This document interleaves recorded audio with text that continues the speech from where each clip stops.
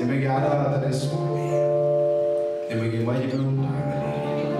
ಸ್ತೋತ್ರಪ್ಪ, ನಿಮಗೆ ಆರಾಧನೆ. ಹಲ್ಲೆಲೂಯಾ. ಇದು ಕರ್ತನ ಮೆಚ್ಚಿನ ಮೊದಲಿದೆ. ನಮ್ಮನ್ನೆಲ್ಲ ಒಪ್ಪಿಸಿಕೊಟ್ಟು ಪ್ರಾರ್ಥನೆ ಮಾಡೋಣ.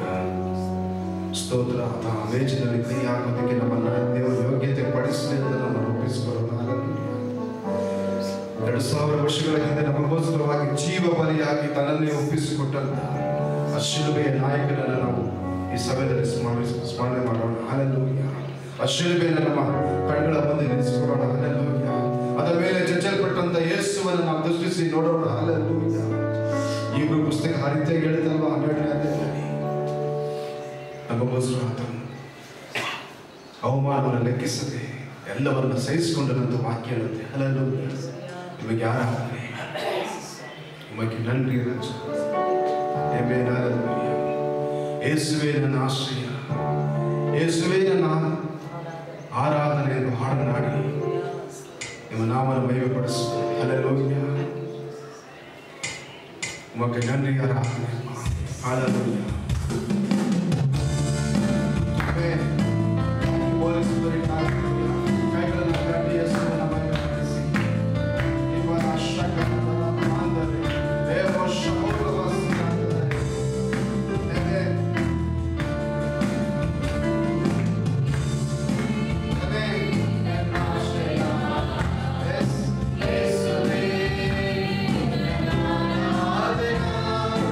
Yes,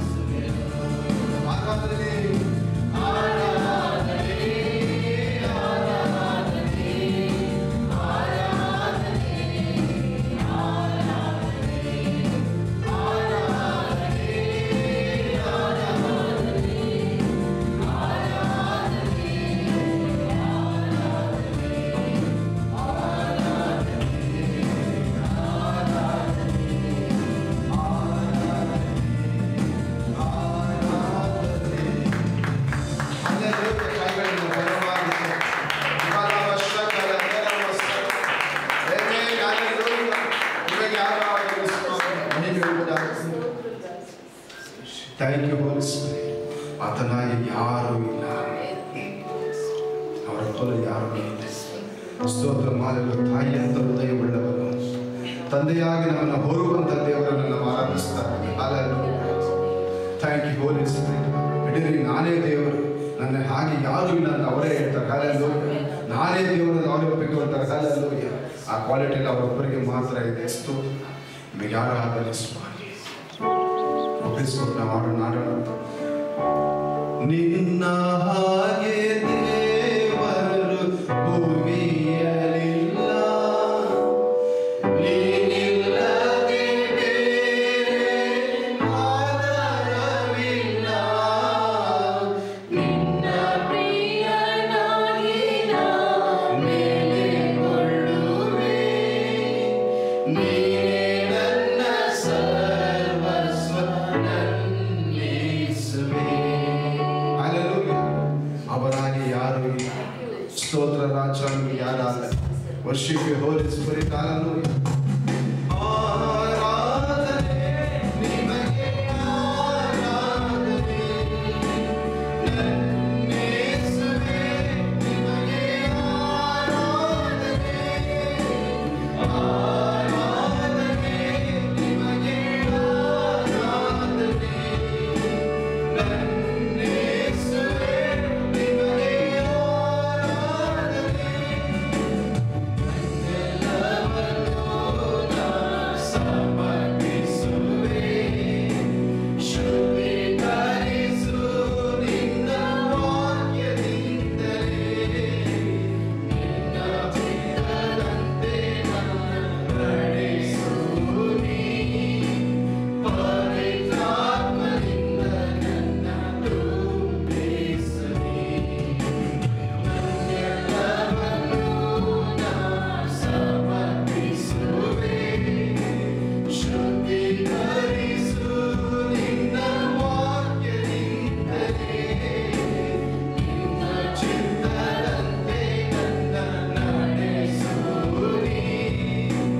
ಪವಿತ್ರಾತ್ಮದಿಂದ ನನ್ನ ತುಂಬಿಸು ನೀ. ಆರಾಧನೆ ನಿಮಗೆ, ಆರಾಧನೆ ನನ್ನೇಸುವೆ ನಿಮಗೆ, ಆರಾಧನೆ ಆರಾಧನೆ ನಿಮಗೆ, ಆರಾಧನೆ ನನ್ನೇಸುವೆ ನಿಮಗೆ, ಆರಾಧನೆ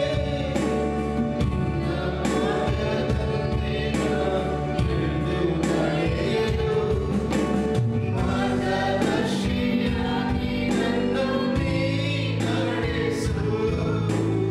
ನಂಬಿಕೆಯಲ್ಲಿ ನಾ ದೃಢವಾಗುವುದು. ಕ್ರಿಸ್ತನೆಂಬ ಬಂಡೆ ಮೇಲೆ ನನ್ನ ನಿಲ್ಲಿಸು.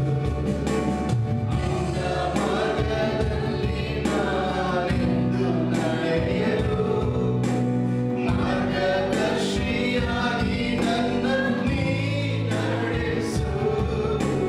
ನಂಬಿಕೆಯಲ್ಲಿ ನಾ ದೃಢವಾಗಲು, ಕ್ರಿಸ್ತನೆಂಬ ಬಂಡೆ ಮೇಲೆ ನನ್ನ ನಿಲ್ಲಿಸು.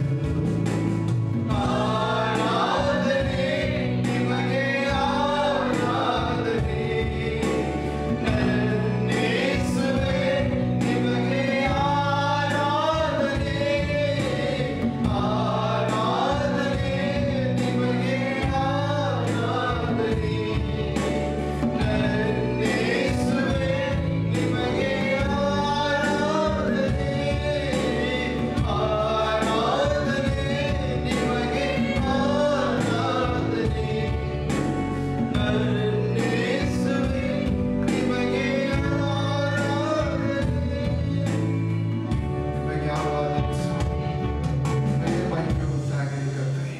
ಹಲ್ಲೆಲೂಯಾ. ಪರಿಶುದ್ಧಾತ್ಮನಾದ ದೇವರೇ, ನಿಮಗೆ ಮಹಿಮೆ ಉಂಟಾಗಲಿ. ನಮ್ಮ ಮಧ್ಯದಲ್ಲಿ ನನ್ನ ಪ್ರಸನ್ನತೆ ಇರುವುದಕ್ಕಾಗಿ ನಾವು ಸ್ತೋತ್ರ, ನಾವು ನಂಬ್ತಾ ಇದ್ದೀವಿ. ನಮ್ಮ ಮಧ್ಯದಲ್ಲಿ ನಮ್ಮ ಕೈಲಿರುವಂತಹ ನೀವು ಕೊಟ್ಟಂತಹ ಈ ಒಂದು ಮಹಾ ಪದವಿಗಾಗಿ ನಿಮಗೆ ಸ್ತೋತ್ರ ಮಾಡ್ತೇವೆ. ನಮ್ಮನ್ನು ಮಾನಿಸಿದ್ದಕ್ಕಾಗಿ ನಿಮಗೆ ಸ್ತೋತ್ರ ಮಾಡ್ತೇವೆ. ಯಾವುದಕ್ಕೂ ಯೋಗ್ಯತಿಲ್ಲದಂಥ ನಮ್ಮನ್ನು ಸ್ವಾಮಿ ನಿನ್ನ ಈ ಕರ್ತನ ಮೇಜಿಗೆ ನಮ್ಮನ್ನು ಕರೆದದಕ್ಕಾಗಿ ಸ್ತೋತ್ರ. ನಿಮ್ಮ ಅನ್ಯೋನ್ಯತೆಯಲ್ಲಿ ನಮ್ಮನ್ನು ಕರೆದದಕ್ಕಾಗಿ ಸ್ತೋತ್ರ ಮಾಡ್ತೇವೆ. ನಮ್ಮನ್ನು ಪರಿಶುದ್ಧಗೊಳಿಸು. ಇದು ಒಂದಾವರ್ತಿ ನಮ್ಮನ್ನು ಕರ್ತನೆ ಪರಿಶುದ್ಧಗೊಳಿಸು ನಾವು ಪ್ರಾರ್ಥನೆ ಮಾಡ್ತೇವೆ. ನಮ್ಮನ್ನು ಬಲಪಡಿಸು, ನಮ್ಮನ್ನು ಯೋಗ್ಯತೆ ಪಡಿಸು ಅಂತ ನಾವು ಪ್ರಾರ್ಥನೆ ಮಾಡ್ತೇವೆ. ನಿಮ್ಮ ನಾಮ ಮಹಿಮೆ ಪಡಲಿ ಯೇಸುವಿನ ನಾಮದಲ್ಲಿ ತಂದೆ, ಆಮೆನ್. Thank you lord. ಅಪ್ಪ ನಿಮಗೆ ಸ್ತೋತ್ರ.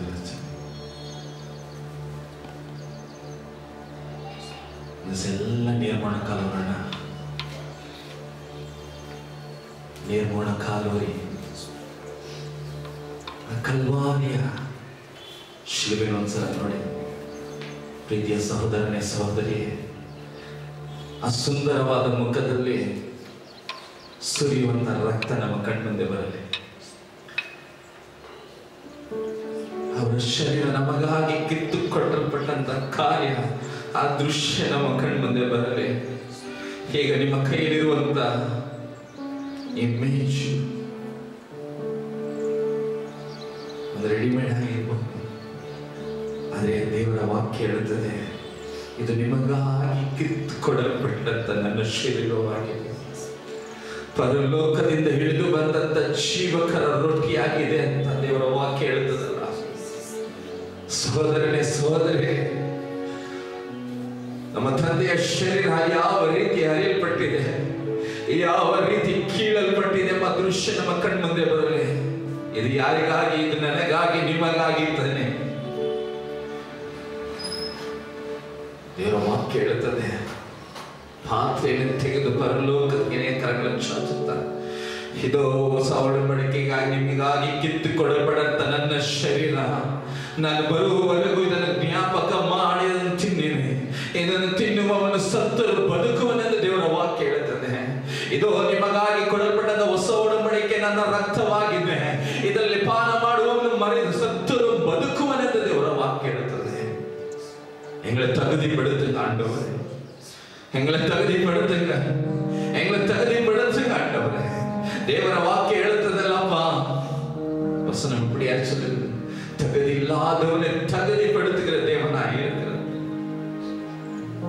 ಭಯತೋಡು ಸ್ತೋತ್ರತೋಡು, ಭಯದಿಂದ ಸ್ತೋತ್ರದೊಂದಿಗೆ ಇದನ್ನು ಬಾಯಿಗೆ ಹಾಕಿಕೊಳ್ಳೋಣ. ಯಾಕಂದ್ರೆ ದೇವರ ಪ್ರಸನ್ನತೆ ನಮ್ಮನ್ನು ಆವರಿಸಿಕೊಂಡಿದೆ. ಇದನ್ನು ತಿನ್ನುವವನಿಗೆ ನಿತ್ಯ ಜೀವ ಕೊಡುವುದೆಂದು ದೇವರ ವಾಕ್ಯ ಹೇಳುತ್ತದೆ. ನಾವು ಏನೋ ದಾನದಿಂದ ಬಾಯಿಗೆ ಹಾಕೊಂಡ್ಬೇಡಿ, ಏನೋ ದಾನದಿಂದ ನೀರು ಕುಡಿಬೇಡ್ರಿ. ಇದು ನನಗಾಗಿ ಕೊಡಲ್ಪಟ್ಟಂತ ದೇವರ ಶರೀರವಾಗಿದೆ, ಇದು ನನಗಾಗಿ ಕಿತ್ತುಕೊಡಲ್ಪಟ್ಟಂತ ಶರೀರವಾಗಿದೆ, ನನಗಾಗಿ ಸುರಿಯಲ್ಪಟ್ಟಂತ ದೇವರ ರಕ್ತವಾಗಿದೆ ಎಂದು ಭಯದಿಂದ ಅದನ್ನು ಸ್ವೀಕರಿಸೋಣ, ಭಯದಿಂದ ಸ್ವೀಕರಿಸೋಣ. ದೇವರು ನಮ್ಮನ್ನು ಆಶೀರ್ವದಿಸುವಂತ ದೇವರಾಗಿದ್ದಾರೆ. ಎಲ್ಲರೂ ಬಾಯಲ್ಲಿ ಸ್ತೋತ್ರದೊಂದಿಗೂ ಭಯದೊಂದಿಗೂ ಅದನ್ನು ಸ್ವೀಕರಿಸೋಣ. ದೇವರು ನಮ್ಮನ್ನು ಆಶೀರ್ವದಿಸುವಂತ ದೇವರಾಗಿದ್ದಾರೆ.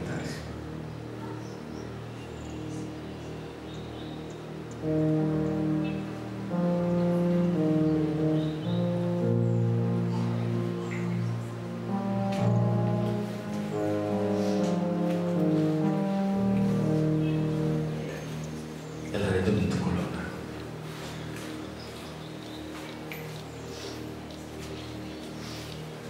ಸಹೋದರ ಕಡೆ ಸಹೋದರಿಯರು, ಸಹೋದರಿ ಕಡೆ ಸಹೋದರಿಯರು,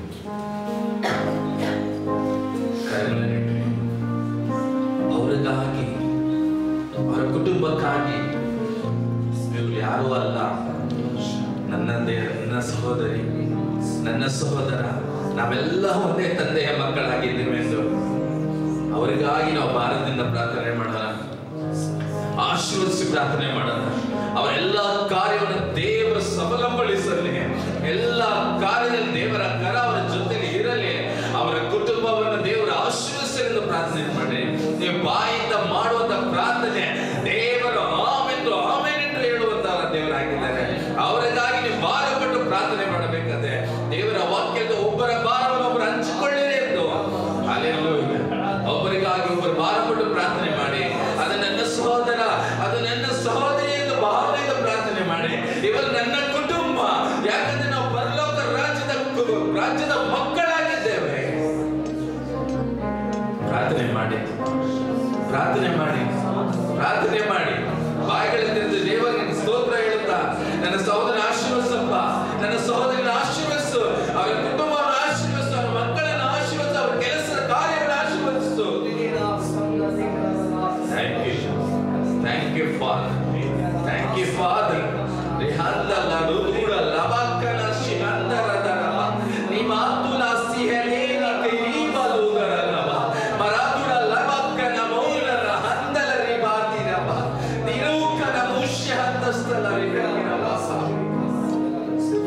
you Lord. Thank you Lord. Thank you Father. ಅಪ್ಪ ನಿನಗೆ ಸ್ತೋತ್ರ ನಿನಗೆ ಸ್ತೋತ್ರ ಯೇಸುವಿನ ಮುಖಾಂತರ ತಂದೆ. ಹಲ್ಲೆಲೂಯಾ. ಜೋರಾಗಿ ಬಲವಾಗಿ ಕರಗಳ ತಟ್ಟಿ ದೇವರ ನಾಮಕ್ಕೆ ಸ್ತೋತ್ರ ಮಾಡೋಣ. ಜೋರ ಬಲವಾಗಿ ಕರಗಳ ತಟ್ಟೋಣ. ಎಷ್ಟು ನಿಮ್ಮಲ್ಲಿ ಬಲ ಇಲ್ಲ ಅಷ್ಟು ಜೋರವಾಗಿ ಬಲವಾಗಿ ಕರಗಳ ತಟ್ಟಿ ನಿನ್ನ ನಾಮವನ್ನು ಕೊಂಡಾಡ. ನಿನ್ನ ನಾಮವನ್ನು ಸ್ತೋತ್ರ. Thank you father. Thank you lord. ಕರ್ತನ ನಾಮಕ್ಕೆ ಸ್ತೋತ್ರ. ಎಲ್ಲರೂ ಸಮಾಧಾನದಿಂದ ಕುಳಿತುಕೊಳ್ಳಿ. ಹಲ್ಲೆಲೂಯಾ. ಹಲ್ಲೆಲೂಯಾ. ಹಲ್ಲೆಲೂಯಾ. ಸಂತೋಷವಾಗಿದ್ದೀರಾ? ಸಂತೋಷವಾಗಿದ್ದೀರಾ? ಹಲ್ಲೆಲೂಯಾ. ದೇವರ ವಾಕ್ಯ ಹೇಳುತ್ತದೆ, ಮನಮಗಿழ்ச்சி ನನ್ನ ಮನದ ಇರಕರದೆ. ಹಲ್ಲೆಲೂಯಾ. ಕರ್ತ ತಾಮೇ ನಮ್ಮ ಆಶೀರ್ವದಿಕರ ದೇವರ ನಮ್ಮನ್ನು ಆಶೀರ್ವದಿಸುವ ದೇವರಾಗಿದ್ದಾರೆ. ಕೀರ್ತನೆ ಭಾಗವಾಗಿರೋದ್ರಿಂದ ನಮ್ಮ ಮಧ್ಯದಲ್ಲಿರುವ ಗಾಯತ್ರಿ ಸಿಸ್ಟರ್ ಬಂದು ಕೀರ್ತನೆ ಓದುತ್ತಾರೆ. ಅದು ಮುಗಿಸಿದ ತಕ್ಷಣ ಸಹೋದರಿ ಝಾನ್ಸಿ ಬಂದು ಅದರ ವಿವರಣೆ ಕೊಡುತ್ತಾರೆ. 119:17-24 ವಚನದವರೆಗೆ. ನಿನ್ನ ಸೇವಕನಾದ ನನ್ನ ಮೇಲೆ ದಯವಿಡು, ಆಗ ಜೀವದಿಂದಿದ್ದು ನಿನ್ನ ವಾಕ್ಯವನ್ನು ಕೈಗೊಳ್ಳುವೆನು. ನನ್ನ ಕಣ್ಣು ತೆರೆ, ಆಗ ನಿನ್ನ ಧರ್ಮಶಾಸ್ತ್ರದ ಅದ್ಭುತಗಳನ್ನು ಕಂಡುಕೊಳ್ಳುವೆನು. ನಾನು ಭೂಲೋಕದಲ್ಲಿ ಪ್ರವಾಸಿಯಾಗಿದ್ದೇನೆ, ನಿನ್ನ ಆಜ್ಞೆಗಳನ್ನು ನನಗೆ ಮರೆಮಾಡಬೇಡ. ಯಾವಾಗಲೂ ನಿನ್ನ ನಿಬಂಧನೆಗಳನ್ನು ಅಮಲಿಸುತ್ತಿರುವ ನನ್ನ ಪ್ರಾಣವು ಜಜ್ಜಿ ಹೋಗಿದೆ. ನೀನು ಗರ್ವಿಷ್ಠರನ್ನು ಗದರಿಸುತ್ತಿ, ನಿನ್ನ ಆಜ್ಞೆಗಳನ್ನು ಮೀರಿದವರು ಶಾಪಗ್ರಸ್ತರು. ನಿನ್ನ ಕಟ್ಟಳೆಗಳನ್ನು ಕೈಗೊಂಡವನಾದ ನಾನಾಗಿರುವ ನಿಂದ ಅಪಮಾನಗಳನ್ನು ತೊಲಗಿಸು. ಪ್ರಭುಗಳು ಕೂತುಕೊಂಡು ನನಗೆ ವಿರೋಧವಾಗಿ ಒಳಸಂಚು ಮಾಡಿದರು. ನಿನ್ನ ಸೇವಕನು ನಿನ್ನ ನಿಬಂಧನೆಗಳನ್ನೇ ಧ್ಯಾನಿಸುತ್ತಿರುವನು. ನಿನ್ನ ಕಟ್ಟಳೆಗಳು ನನ್ನ ಆನಂದವು, ಅವೇ ನನ್ನ ಮಂತ್ರಾಲೋಚಕರು ಎಂಬುದೇ.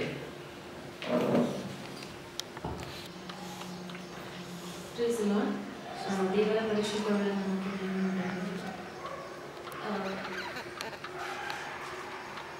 ಇವತ್ತು ನಾನು ಎಕ್ಸ್ಪ್ಲೇನ್ ಮಾಡುವಂಥ ಒಂದು ಭಾಗ ಬಂದು ಗಿಮೇಲ್ ಅನ್ನೋದು. ಸೊ ಈ ಗಿಮೇಲ್ ಅಂದರೆ ಕೊಡುವುದು ಇದರರ್ಥ. ಸೊ ಗಿವಿಂಗ್ ಆರ್ ರಿಪೇಯಿಂಗ್ ಅಂತ ಇಂಗ್ಲೀಷಲ್ಲಿ ಇರ್ತೀವಿ. ಸೊ ದೇವರು ಕೊಡುವಂಥ ವಾಕ್ಯಕ್ಕೆ ನಾವು ತವಕ ಪಡುವುದಂತಾಗಲಿ ಹಾಗೂ ದೇವರ ವಾಕ್ಯವನ್ನು ಪಾಲಿಸುವುದಕ್ಕೆ ದೇವರು ಕೊಡುವಂಥ ಕೃಪೆಯ ಬಗ್ಗೆ ಈ ವಾಕ್ಯದಲ್ಲಿ ನಾವು ನೋಡ್ತೇವೆ. ವಾಕ್ಯ 17-24. ಸೊ ಇದ್ರ ಮುಂದೆ ನಾವು ನೋಡಿದ್ವಿ ಈ ಆಲೆಫ್, ಬೆತ್, ಗಿಮೇಲ್ ಅಂದ್ರೆ ಏನಂದ್ರೆ ಹೀಬ್ರೂ ಅಕ್ಷರಗಳ ಒಂದು ಸಾಲಾಗಿದೆ. ಸೊ ಆಲ್ಫಾಬೆಟ್ಸ್ ಅಂತ ನಾವೇನು ಹೇಳ್ತೀವಿ ಇಂಗ್ಲೀಷಲ್ಲಿ ಅಥವಾ ಕನ್ನಡದಲ್ಲಿ ವರ್ಣಮಾಲೆ ಅಂತ ಹೇಳ್ತೀವಿ, ಅಂದ್ರೆ ಹೀಬ್ರೂವಿನ ಅಕ್ಷರಗಳ ಒಂದು ಆಲ್ಫಾಬೆಟ್. ಸೊ ಆಲೆಫ್ ಅಂದ್ರೆ ಮೊದಲನೇ ಅಕ್ಷರ, ಬೆತ್ ಅನ್ನೋದು ಎರಡನೆಯದು, ಗಿಮೇಲ್ ಅನ್ನೋದು ಮೂರನೇ ಅಕ್ಷರವಾಗಿದೆ. ಸೊ ಇದರಲ್ಲಿ 17-24 ವಾಕ್ಯಗಳನ್ನು ನಾವು ಇವತ್ತು ನೋಡ್ತೇವೆ. ಸೊ ಇದಕ್ಕೆ ಅನುಸಾರವಾಗಿ ವಾಕ್ಯ 17ರಲ್ಲಿ ಈ ವಾಕ್ಯದಲ್ಲಿ ದೇವರ ಸೇವಕನ ಪ್ರಾರ್ಥನೆ ಬಗ್ಗೆ ಬರೆಯಲಾಗಿದೆ. ಸೊ ನೀನು ಕೃಪೆ ತೋರಿಸು, ನಾನು ಜೀವಂತನಾಗಿರುವಷ್ಟು ದಿನ ನಿನ್ನ ಮಾತಿಗೆ ಬದ್ಧನಾಗಿ ಜೀವಿಸುವೆನು ಅಂತ. ಸೊ ಈ ವಾಕ್ಯದಲ್ಲಿ ನಮ್ಮ ಮತ್ತು ದೇವರ ಮಧ್ಯದಲ್ಲಿರುವ ಒಂದು ರಿಲೇಶನ್ಶಿಪ್ ನ ನೋಡ್ಬೋದು. ಸೊ ಆ ಸಂಪರ್ಕವನ್ನು ನೋಡ್ಬೋದು. ಸಂಪರ್ಕ ಅಂದ್ರೆ ಏನಂದ್ರೆ ಒಂದು ಚಾನೆಲ್ ಕ್ರಿಯೇಟ್ ಆಗುತ್ತೆ. ನಾವು ಎಷ್ಟು ದೇವರ ಬಳಿ ಪ್ರಾರ್ಥನೆ ಮಾಡ್ತೀವೋ, ದೇವರ ಸನ್ನಿಧಿಯಲ್ಲಿ ಕಾಲ ಕಳಿತೀವೋ, ಅಷ್ಟೇ ನಮ್ಮ ಬಾಂಡ್ ದೇವರ ಜೊತೆ ಬೆಳೀತಾ ಹೋಗುತ್ತೆ. ಒಂದು ಚಾನೆಲ್ ಅನ್ನೋದು ಕ್ಲಿಯರ್ ಆಗ್ತಾ ಹೋಗುತ್ತೆ. ನಾವು ದೇವರ ಬಳಿ ಏನೇ ಕೇಳ್ಕೊಂಡ್ರು, ದೇವರ ಸನ್ನಿಧಿಯಲ್ಲಿ ಏನೇ ಕೇಳ್ಕೊಂಡ್ರು, ಆತನ ವಾಕ್ಯದ ಮೇಲೆ ನಮ್ಮ ಜೀವಿತದಲ್ಲಿ ಎಲ್ಲವೂ ನೆರವೇರಬಹುದು. ಸೊ ಆ ಬಾಂಡ್ ನಾವು ಯಾವಾಗ ದೇವರ ಹತ್ರ ನಾವು ಆ ರಿಲೇಶನ್ಶಿಪ್ ನ ಮೇಂಟೈನ್ ಮಾಡ್ತಾನೆ ಹೋಗ್ಬೋದು. ಸೊ ಅದು ಹೆಂಗೆ ಸಾಧ್ಯ ಅಂದ್ರೆ ಯಾವಾಗಲೂ ದೇವರ ವಾಕ್ಯಗಳನ್ನು ಧ್ಯಾನ ಮಾಡುವುದಾಗಲಿ, ದೇವರ ಸನ್ನಿಧಿಯಲ್ಲಿ ಕಾಲ ಕಳೆಯುವುದಾಗಲಿ, ನಾವು ಎಂಥ ಸಿಚುವೇಶನ್ಸ್ ಇದ್ರೂ ದೇವರ ಬಳಿ ಹೋಗುವುದಾಗಲಿ, ನಮ್ಮ ದಿನನಿತ್ಯದ ಪ್ರಾರ್ಥನೆಗಳಲ್ಲಾಗಲಿ ದೇವರ ಹತ್ರ ನಾವು ಕ್ಲೋಸ್ ಆಗ್ತಾ ಹೋಗ್ಬೋದು. ಸೊ ಅದೇ ರೀತಿಯಲ್ಲಿ ಆ ಚಾನೆಲ್ ಅನ್ನೋದು ದೇವರ ಮತ್ತು ನಮ್ಮ ಮಧ್ಯದಲ್ಲಿರುವ ಸಂಪರ್ಕ ಸ್ಟ್ರಾಂಗ್ ಆಗಿ ಬೆಳೆಯುತ್ತೆ. ಸೊ ವಾಕ್ಯ 18, ನನ್ನ ಕಣ್ಣುಗಳನ್ನು ತೆರೆ, ನಿನ್ನ ಧರ್ಮಶಾಸ್ತ್ರದ ಅದ್ಭುತ ವಾಕ್ಯಗಳನ್ನು ನಾನು ನೋಡುವಂತೆ ಮಾಡು.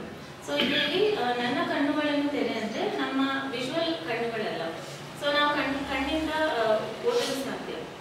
ಸೊ ದೇವರ ವಾಕ್ಯವನ್ನು ಓದುವಾಗ ದೇವರ ವಾಕ್ಯ ಹೆಂಗೆ ನಮ್ಮ ಹೃದಯದಲ್ಲಿ ಹೋಗುತ್ತೋ, ಸೊ ಅದೇ ರೀತಿಯಲ್ಲಿ ನಮ್ಮ ಜೀವಿತದಲ್ಲಿ ಬದಲಾವಣೆಗಳು ನಾವು ನೋಡಲು ಸಾಧ್ಯವಾಗಿದೆ. ಸೊ ಇಲ್ಲಿ ಕಣ್ಣುಗಳನ್ನೋದು ನಮ್ಮ ವಿಜುವಲ್ ಕಣ್ಣುಗಳಲ್ಲ, ನಮ್ಮ ಆತ್ಮಿಕ ಕಣ್ಣುಗಳು. ಸೊ ನಾವು ದೇವರ ಬಳಿ ಪ್ರಾರ್ಥನೆ ಮಾಡುವಾಗ ತೆರೆಯಲು ನಾವು ದೇವರ ಹತ್ರ ಕೇಳ್ಕೊಳ್ಬೇಕು ಪ್ರತಿನಿತ್ಯ ನಾವು ಪ್ರಾರ್ಥನೆ ಮಾಡುವಾಗ. ಸೊ ನಮ್ಮ ಆತ್ಮಿಕ ಕಣ್ಣುಗಳು ತೆರೆಯಲ್ಪಟ್ಟರೆ ಮಾತ್ರ ನಾವು ಓದುವಂತ ವಾಕ್ಯ ನಮ್ಮ ಹೃದಯದಲ್ಲಿ ಆಳಕ್ಕೆ ಹೋಗಿ ನಮ್ಮ ಜೀವಿತದಲ್ಲಿ ಬದಲಾವಣೆಗಳನ್ನು ತರಲು ಸಾಧ್ಯವಾಗುತ್ತದೆ. ಸೊ ವಾಕ್ಯ 19 ನಾನು ಈ ಭೂಮಿಯಲ್ಲಿ ಪರದೇಶಿಯಾಗಿರುವೆನು, ನಿನ್ನ ಆಜ್ಞೆಗಳನ್ನು ನನಗೆ ಮರೆ ಮಾಡಲಿಲ್ಲ. ಸೊ ಈ ಪರದೇಶಿ ಅಂದ್ರೆ ನಾವು ಸ್ಟ್ರೇಂಜರ್ಸ್ ಈ ಲೋಕದಲ್ಲಿ. ಸೊ ನಾವು ಟೂರಿಸ್ಟ್ಗಳಿದ್ದೇವೆ. ನಾವು ಈ ಲೋಕದಲ್ಲಿ ಬದುಕಿ ಬಾಳುವಂತ ಕಾಲ ತುಂಬಾ ಕಡಿಮೆಯಾಗಿದೆ ಅಲ್ವಾ. ಸೊ ನಮ್ಮ ಪರ್ಮನೆಂಟ್ ಪ್ಲೇಸ್ ಯಾವತ್ತಿದ್ರೂ ಪರಲೋಕ, ನಾವು ವಾಕ್ಯದಲ್ಲಿ ನೋಡುವಂತ ಕಾಲ. ಸೊ ನಾವು ಈ ಭೂಮಿಯಲ್ಲಿ ಇರುವಾಗ ನಮ್ಮ ಮುಂದಿನ ದಾರಿ ಏನು, ನಾವು ಮುಂದೆ ಏನ್ ಮಾಡ್ಬೇಕು ಅನ್ನೋದು ನಮಗೆ ತಿಳಿಯುವಂತೆ ಮಾಡುವುದು ದೇವರ ಧರ್ಮಶಾಸ್ತ್ರವಾಗಿದೆ. ಸೊ ಧರ್ಮಶಾಸ್ತ್ರವನ್ನು ಕೈಗೊಂಡು ಪ್ರತಿದಿನ ಬೈಬಲ್ ಒಂದು ವೇ ಕ್ರಿಯೇಟ್ ಮಾಡುತ್ತೆ, ನಮಗೆ ಒಂದು ದಾರಿ ಕ್ರಿಯೇಟ್ ಮಾಡುತ್ತೆ. ಪ್ರತಿದಿನ ಅದನ್ನು ಓದ್ತಾ ಓದ್ತಾ ಓದ್ತಾ ನಮ್ಮ ಮುಂದೆ ಇರುವ ದಾರಿ ನಮಗೆ ಕ್ಲಿಯರ್ ಆಗ್ತಾ ಹೋಗುತ್ತೆ. ನಾವು ದೇವರು ನಮಗಾಗಿ ಇಟ್ಟಿರುವಂತ ದಾರಿಯಲ್ಲಿ ನಾವು ನಡೆಯಲು ಸಾಧ್ಯ. ನಾವು ದೇವರ ವಾಕ್ಯವನ್ನು ಕೈಗೊಳ್ಳದೆ ನಾವು ಪ್ರತಿನಿತ್ಯ ವಾಕ್ಯಗಳನ್ನು ಓದದೆ ಹೋದ್ರೆ ನಾವು ಸರಿಯಾದ ದಾರಿಯಲ್ಲಿ ನಡೆಯಲು ಸಾಧ್ಯವಾಗುವುದಿಲ್ಲ. ಸೊ ಧರ್ಮಶಾಸ್ತ್ರ ಅನ್ನೋದು ತುಂಬಾ ಇಂಪಾರ್ಟೆಂಟ್ ನಮ್ಮ ಜೀವಿತದಲ್ಲಿ. ನಾವು ಧರ್ಮಶಾಸ್ತ್ರಕ್ಕೆ ಯಾವಾಗಲೂ ಬದ್ಧರಾಗಿ ಒಬಿಡಿಯನ್ಸ್ ತೋರಿಸಬೇಕು. ಸೊ ಪ್ರತಿನಿತ್ಯ ಓದೋದ್ರಿಂದ ಆ ಡಿಸಿಪ್ಲಿನ್ ಮೆಥಡ್ ಫಾಲೋ ಮಾಡೋದ್ರಿಂದ ದೇವರು ನಮಗೆ ಕ್ಲೋಸ್ ಆಗ್ತಾ ಹೋಗ್ತಾರೆ. ಈ ಲೋಕದಲ್ಲಿ ಅನೇಕ ಕರಪ್ಷನ್ಸ್ ಎಲ್ಲ ನೋಡ್ತೀವಿ ನಾವು. ಕಷ್ಟ ಇದೆ ತುಂಬಾ, ಜೀವನ ನಡೆಸೋದು ಕಷ್ಟ ಇದೆ. ಸೊ ನಮಗೆ ಅದು ಇಲ್ಲ, ಯಾಕಂದ್ರೆ ನಾವು ಚೋಸನ್ ಜನರೇಷನ್ ಅಂತ ನಾವು ಹೇಳ್ತೀವಿ. ದೇವರು ನಮ್ಮನ್ನು ಆರಿಸಿಕೊಂಡಿದ್ದಾರೆ. ಸೊ ಪ್ರತಿನಿತ್ಯ ನಾವು ದೇವರ ಸನ್ನಿಧಿಯಲ್ಲಿ ಕಾಲ ಕಳೆದ್ರೆ, ನಾವು ದೇವರ ವಾಕ್ಯವನ್ನು ಗಟ್ಟಿಯಾಗಿ ಹಿಡಿದುಕೊಂಡ್ರೆ ದೇವರು ಯಾವಾಗಲೂ ನಮ್ಮ ಜೊತೆಲಿದ್ದು ನಮಗೆ ಸರಿಯಾದ ದಾರಿಯನ್ನು ತೋರಿಸುವ ಒಳ್ಳೆ ದೇವರಾಗಿದ್ದಾರೆ. ಸೊ ವಾಕ್ಯ 20 ನಿನ್ನ ಆಜ್ಞೆಗಳಿಗಾಗಿ ನನ್ನ ಪ್ರಾಣವು ಎಡಬಿಡದೆ ಹಂಬಲಿಸುತ್ತದೆ. ಸೊ ಇಲ್ಲಿ ದೇವರ ದಾಸರಿಗೆ ಅಂದ್ರೆ ದೇವರ ಸರ್ವೆಂಟ್ಸ್ಗೆ ನಮ್ಗೆ ಆತನ ನಿಯಮಗಳ ಮೇಲೆ ಇರುವ ಪ್ರೀತಿಯನ್ನು ಸೂಚಿಸುತ್ತದೆ. ಸೊ ನಾವು ದೇವರ ವಾಕ್ಯ ಓದುವಾಗ ಏನೋ ನಾನು ಅಂತ ಹೋಗಬಾರ್ದು ಅಲ್ವಾ. ನಾವು ಪ್ರೀತಿಯಿಂದ ನಮ್ಮ ಹೃದಯವನ್ನು ತೆರೆದಿಟ್ಟುಕೊಂಡು ನಮ್ಮ ಕಣ್ಣುಗಳನ್ನು ತೆರೆದಿಟ್ಟುಕೊಂಡು ಆ ವಾಕ್ಯವನ್ನು ಸ್ವೀಕಾರ ಮಾಡಬೇಕು ನಾವು ಓದ್ತಾ. ಹಾಗೆ ನಮ್ಮ ಜೀವಿತದಲ್ಲಿ ಅದು ನಮ್ಮ ಶರೀರದಲ್ಲಿ ಏನೇ ಅನಾರೋಗ್ಯವಾಗಿರ್ಬೋದು, ನಮ್ಮ ಜೀವಿತದಲ್ಲಿ ಏನೇ ತೊಂದರೆಗಳಿರ್ಬೋದು, ಅದು ಇವೆಂಚುಲಿ ಸ್ಲೋ ಆಗಿ ಅದು ಬದಲಾಗ್ತಾ ಹೋಗುತ್ತೆ. ಸೊ ನಾವೆಷ್ಟು ದೇವರ ವಾಕ್ಯಗಳನ್ನು ನಮ್ಮ ಜೀವಿತದ ಮೇಲೆ ಡಿಕ್ಲೇರ್ ಮಾಡ್ಕೊಳ್ತೀವೋ, ನಮ್ಮ ಹೃದಯವನ್ನು ಎಷ್ಟು ಓಪನ್ ಆಗಿ ಇಟ್ಕೊಂಡು ಹೋಗ್ತೀವೋ, ಅಷ್ಟೇ ಆಳಕ್ಕೆ ದೇವರ ವಾಕ್ಯ ನಮ್ಮ ಜೀವಿತದಲ್ಲಿ ಬದಲಾವಣೆಗಳನ್ನು ತರಲು ಸಾಧ್ಯವಾಗುತ್ತದೆ. ಸೊ ವಾಕ್ಯ 21 ಗರ್ವಿಷ್ಠರನ್ನು ಶಪಿಸುವೆನು, ಅವರ ಮಾರ್ಗದಿಂದ ತಪ್ಪಿ ಹೋಗುವರು. ಸೊ ಗರ್ವಿಷ್ಠರಂದ್ರೆ ಅಹಂಕಾರಿಗಳು ಅಂತ ಹೇಳ್ಬೋದು ಅಲ್ವಾ. ಸೊ ದೇವರ ಸನ್ನಿಧಿಗೆ ನಾವು ಬರುವಾಗ ನಾವು ಮಗುವಿನ ಮನಸ್ಸುಳ್ಳವರಾಗಿ ಬರಬೇಕು ಅಂತ ನಾವು ದೇವರ ವಾಕ್ಯದಲ್ಲಿ ನೋಡ್ತೇವೆ.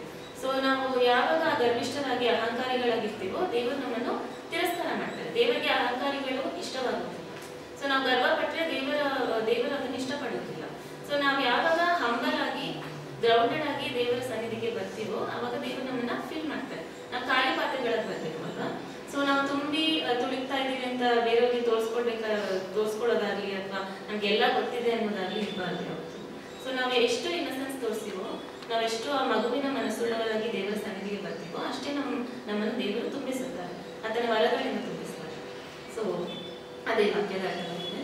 ಸೊ ವಾಕ್ಯ 22 ನನ್ನನ್ನು ನಿಂದೆಯಿಂದಲೂ ತಿರಸ್ಕಾರದಿಂದಲೂ ಬಿಡಿಸು, ಯಾಕೆಂದರೆ ನಾನು ನಿನ್ನ ಸಾಕ್ಷಿಗಳನ್ನು ಕೈಕೊಳ್ಳುತ್ತೇನೆ. ಸೊ ಇದರ ಮೀನಿಂಗ್ ಏನಂದ್ರೆ, ನಾವು ದೇವರ ಒಂದು ವಾಕ್ಯವನ್ನು ಕೈಗೊಂಡ್ರೆ ನಮ್ಮ ಜೀವಿತದಲ್ಲಿ ಎಷ್ಟೇ ನಿಂದನೆಗಳಿದ್ರು ಅದರಿಂದ ನಮ್ಮನ್ನು ಬಿಡಿಸಲು ದೇವರು ಶಕ್ತರಾಗಿದ್ದಾರೆ.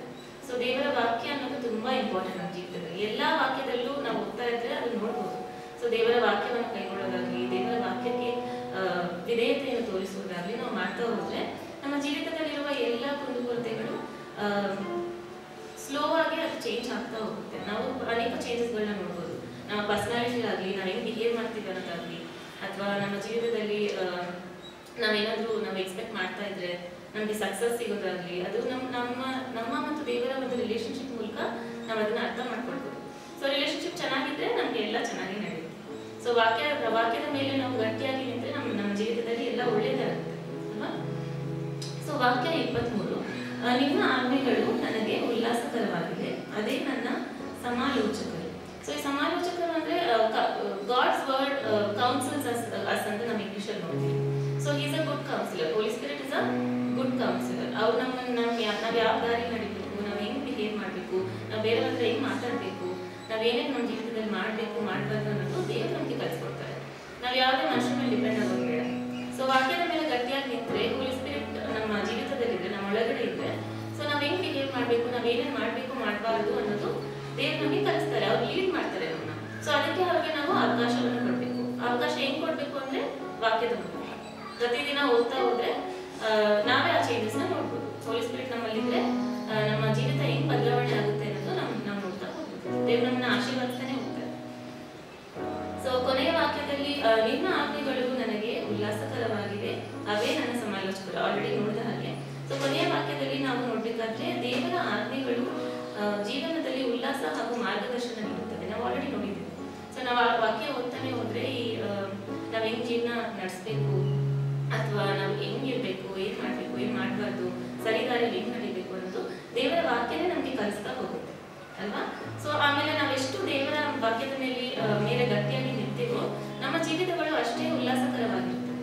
ಸೊ ನಮ್ಗೆ ಯಾವುದೇ ಕಷ್ಟಗಳು ಇದ್ರೂ, ಕಷ್ಟಗಳು ಇರಲ್ಲ ಅಂತ ನಾನು ಹೇಳಲ್ಲ, ಜೀವನ ಅಂದ್ರೆ ಕಷ್ಟ ಇದ್ದೇ ಇರುತ್ತೆ. ಸೊ ಆ ಕಷ್ಟದ ಮಧ್ಯದಲ್ಲೂ ಕೂಡ ದೇವರು ನಮ್ಮ ಜೊತೆಲಿದ್ದು ನಮ್ಗೆ ಸಹಾಯ ಮಾಡಲು ಆತನು ಶಕ್ತನಾಗಿದ್ದಾನೆ. ಸೊ ಈ ವಾಕ್ಯಗಳಲ್ಲಿ ನಾವು ಮೇನ್ ಆಗಿ ಏನ್ ಮಾಡ್ಬೇಕಂದ್ರೆ ವಾಕ್ಯದ ಮೇಲೆ ನಾವು ಗಟ್ಟಿಯಾಗಿ ನಮ್ಮ ಫೌಂಡೇಶನ್ ಕಟ್ಕೋಬೇಕು. ನಾವೆಷ್ಟು ವಾಕ್ಯ ಓದ್ತೀವೋ ಆ ವಾಕ್ಯ ನಮ್ಮ ಜೀವಿತದಲ್ಲಿ ಎಲ್ಲ ಬದಲಾವಣೆಗಳನ್ನು ತರುತ್ತದೆ. ದೇವರು ನಮ್ಮನ್ನು ಹೆಚ್ಚಾಗಿ ಆಶೀರ್ವದಿಸ್ತಾರೆ.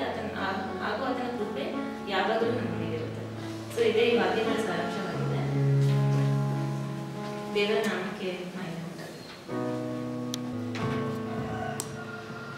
ಕರ್ತನಿಗೆ ಆಶೀರ್ವದಿಸಲಿ. ಇಷ್ಟೊತ್ತು ನಾವೆಲ್ಲ ಕಾರ್ಯವನ್ನು ನೋಡಿದ್ವಿ. ಈಗ ದೇವರು ನಮ್ಮೊಂದಿಗೆ ಮಾತನಾಡುವಂಥ ಸಮಯವಾಗಿದೆ. ಹಲ್ಲೆಲೂಯಾ. ಎಷ್ಟು ಜನ ಪ್ರಾರ್ಥನೆಗೆ ಬಂದಿದ್ದೀರಾ?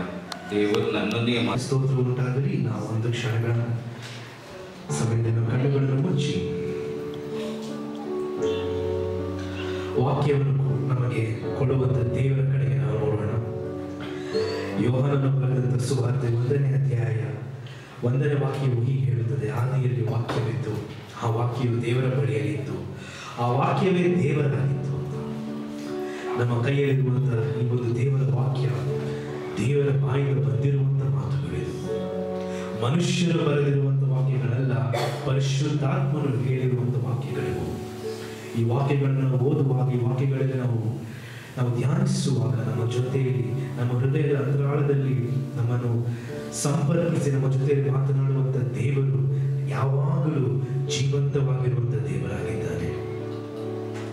ಇಲ್ಲಿ ನಮ್ಮನ್ನು ಕರೆದುಕೊಂಡು ಬಂದಿದ್ದಕ್ಕೋಸ್ಕರ ಸ್ತೋತ್ರ ರಾಜ. ಮಾತನಾಡುವುದು ನಾವಲ್ಲ, ಎಂದೆಂದಿಗೂ ನಮ್ಮ ಮೂಲಕ ನೀವು ಮಾತನಾಡುವುದಕ್ಕೋಸ್ಕರ ಸ್ತೋತ್ರವನ್ನ ಸಲ್ಲಿಸುತ್ತೇವೆ ರಾಜಾದಿರಾಜನೇ. ಪರಿಶುದ್ಧಾತ್ಮನು ಎಲ್ಲಿರುತ್ತಾನಲ್ಲಿ ಬಿಡುಗಡೆಯುಂಟು ಎಂದು ವಾಕ್ಯವು ಹೇಳುವ ಪ್ರಕಾರವೇ ಕರ್ತನೆ, ಪರಿಶುದ್ಧಾತ್ಮನಿಂದ ನಮ್ಮೆಲ್ಲರನ್ನು ತುಂಬಿಸಬೇಕಾಗಿ ಕೇಳಿಕೊಳ್ತಾ ಇದ್ದೇವೆ. ಯಾವಾಗಲೂ ನಿಮಗೆ ಮಹಿಮೆಯುಂಟಾಗಲಿ. ಯೇಸುವಿನ ಪರಿಶುದ್ಧರ ನಾಮದಲ್ಲಿ ತಂದೆಯೇ, ಆಮೆನ್, ಆಮೆನ್, ಆಮೆನ್. ನಾವು ಫಿಲಿಪಿಯರಿಗೆ ಬರೆದಂತ ಪತ್ರಿಕೆ 3ನೇ ಅಧ್ಯಾಯ, ಫಿಲಿಪಿಯರಿಗೆ ಬರೆದಂತ ಪತ್ರಿಕೆ 3ನೇ ಅಧ್ಯಾಯ 13 ಮತ್ತು 14ನೇ ವಾಕ್ಯವನ್ನು ಓದೋಣ.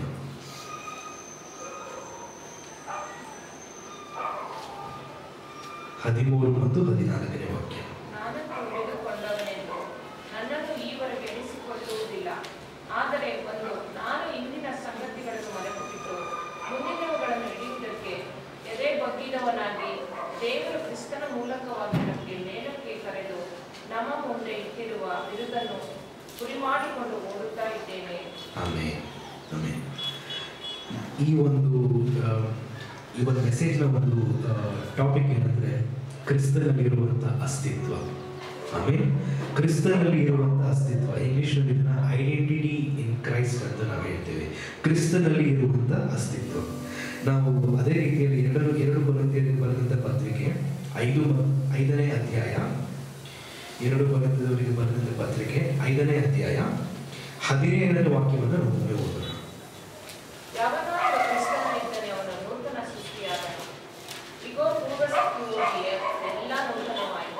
ಆಮೆನ್. ಯಾವನಾದರೂ ಕ್ರಿಸ್ತನಲ್ಲಿ ಇದ್ದರೆ ಅವನು ನೂತನ ಸೃಷ್ಟಿಯಾದನು, ಇಗೋ ಪೂರ್ವ ಸ್ಥಿತಿ ಹೋಗಿ ಎಲ್ಲ ನೂತನವಾಯಿತು. ಇವತ್ತು ನಾವು ಲೋಕವನ್ನು ನಾವು ನೋಡ್ಬೇಕಾದ್ರೆ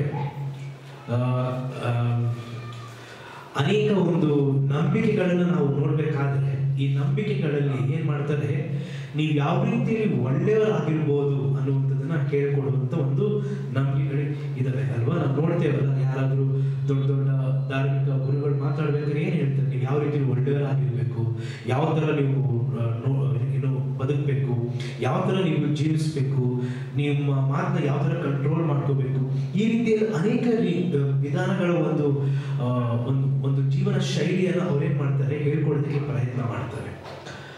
ಅದೇ ರೀತಿಯಲ್ಲಿ ಇವತ್ತು ಈ IT ಕಂಪನಿಗಳಿಗೆ ಸೇರ್ಕೊಳ್ಳುವಂತ ಎಂಪ್ಲಾಯೀಸ್ಗಳಾಗಿರ್ಬೋದು, ಇವ್ರುಗಳಿಗೆಲ್ಲ ಏನ್ ಮಾಡ್ತಾರೆ, ಅವರು ಕೆಲಸ ಮಾಡೋದಕ್ಕೆ ಶುರು ಮಾಡೋದಕ್ಕಿಂತ ಮುಂಚೆ ಒಂದು ಟ್ರೈನಿಂಗ್ ಕೊಡ್ತಾರೆ. ನೀವು ಕಂಪನಿ ಯಾವ ತರ ಮಾತಾಡಬೇಕು, ಯಾವ ತರ ನಡ್ಕೊಳ್ಬೇಕು, ಹೇಗೆ ನಿಂತ್ಕೊಳ್ಬೇಕು, ಹೇಗೆ ನಾವು ಯಾವ ತರ ಡ್ರೆಸ್ ಹಾಕೋಬೇಕು, ಪ್ರತಿಯೊಂದಕ್ಕೂ ಏನ್ ಮಾಡ್ತಾರೆ, ಮನುಷ್ಯನ ಜೀವಿತವನ್ನು ಯಾವ ರೀತಿಯಲ್ಲಿ ಇರಬೇಕು ಅಂತ ಗೈಡ್ ಮಾಡ್ಕೊಳ್ತಾ ಹೋಗ್ತಾರೆ.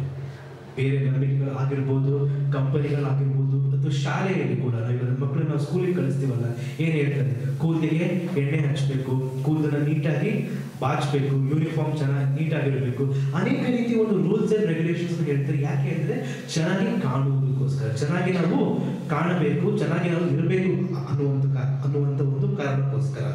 ಆದರೆ ಈ ಒಂದು ಸತ್ಯವೇದದ ಮೂಲಕ ಮಾತ್ರ ನಮಗೆ ಅರಿವಾಗುವಂತ ಒಂದು ಪ್ರಕಟಣೆ ಏನು ಅಂದ್ರೆ, ನಾವು ಯಾವಾಗ ಕ್ರಿಸ್ತನಲ್ಲಿ ಬರುತ್ತೇವೋ ನಾವು ನೂತನ ಸೃಷ್ಟಿಯಾಗುತ್ತೇವೆ. ಆಮೇಲೆ ಕ್ರಿಸ್ತನಲ್ಲಿ ನಾವು ಯಾವಾಗ ಬರುತ್ತೇವೋ ನಾವೇನ್ ಮಾಡ್ತೀವಂದ್ರೆ ನೂತನ ಸೃಷ್ಟಿಯಾಗುತ್ತೇವೆ.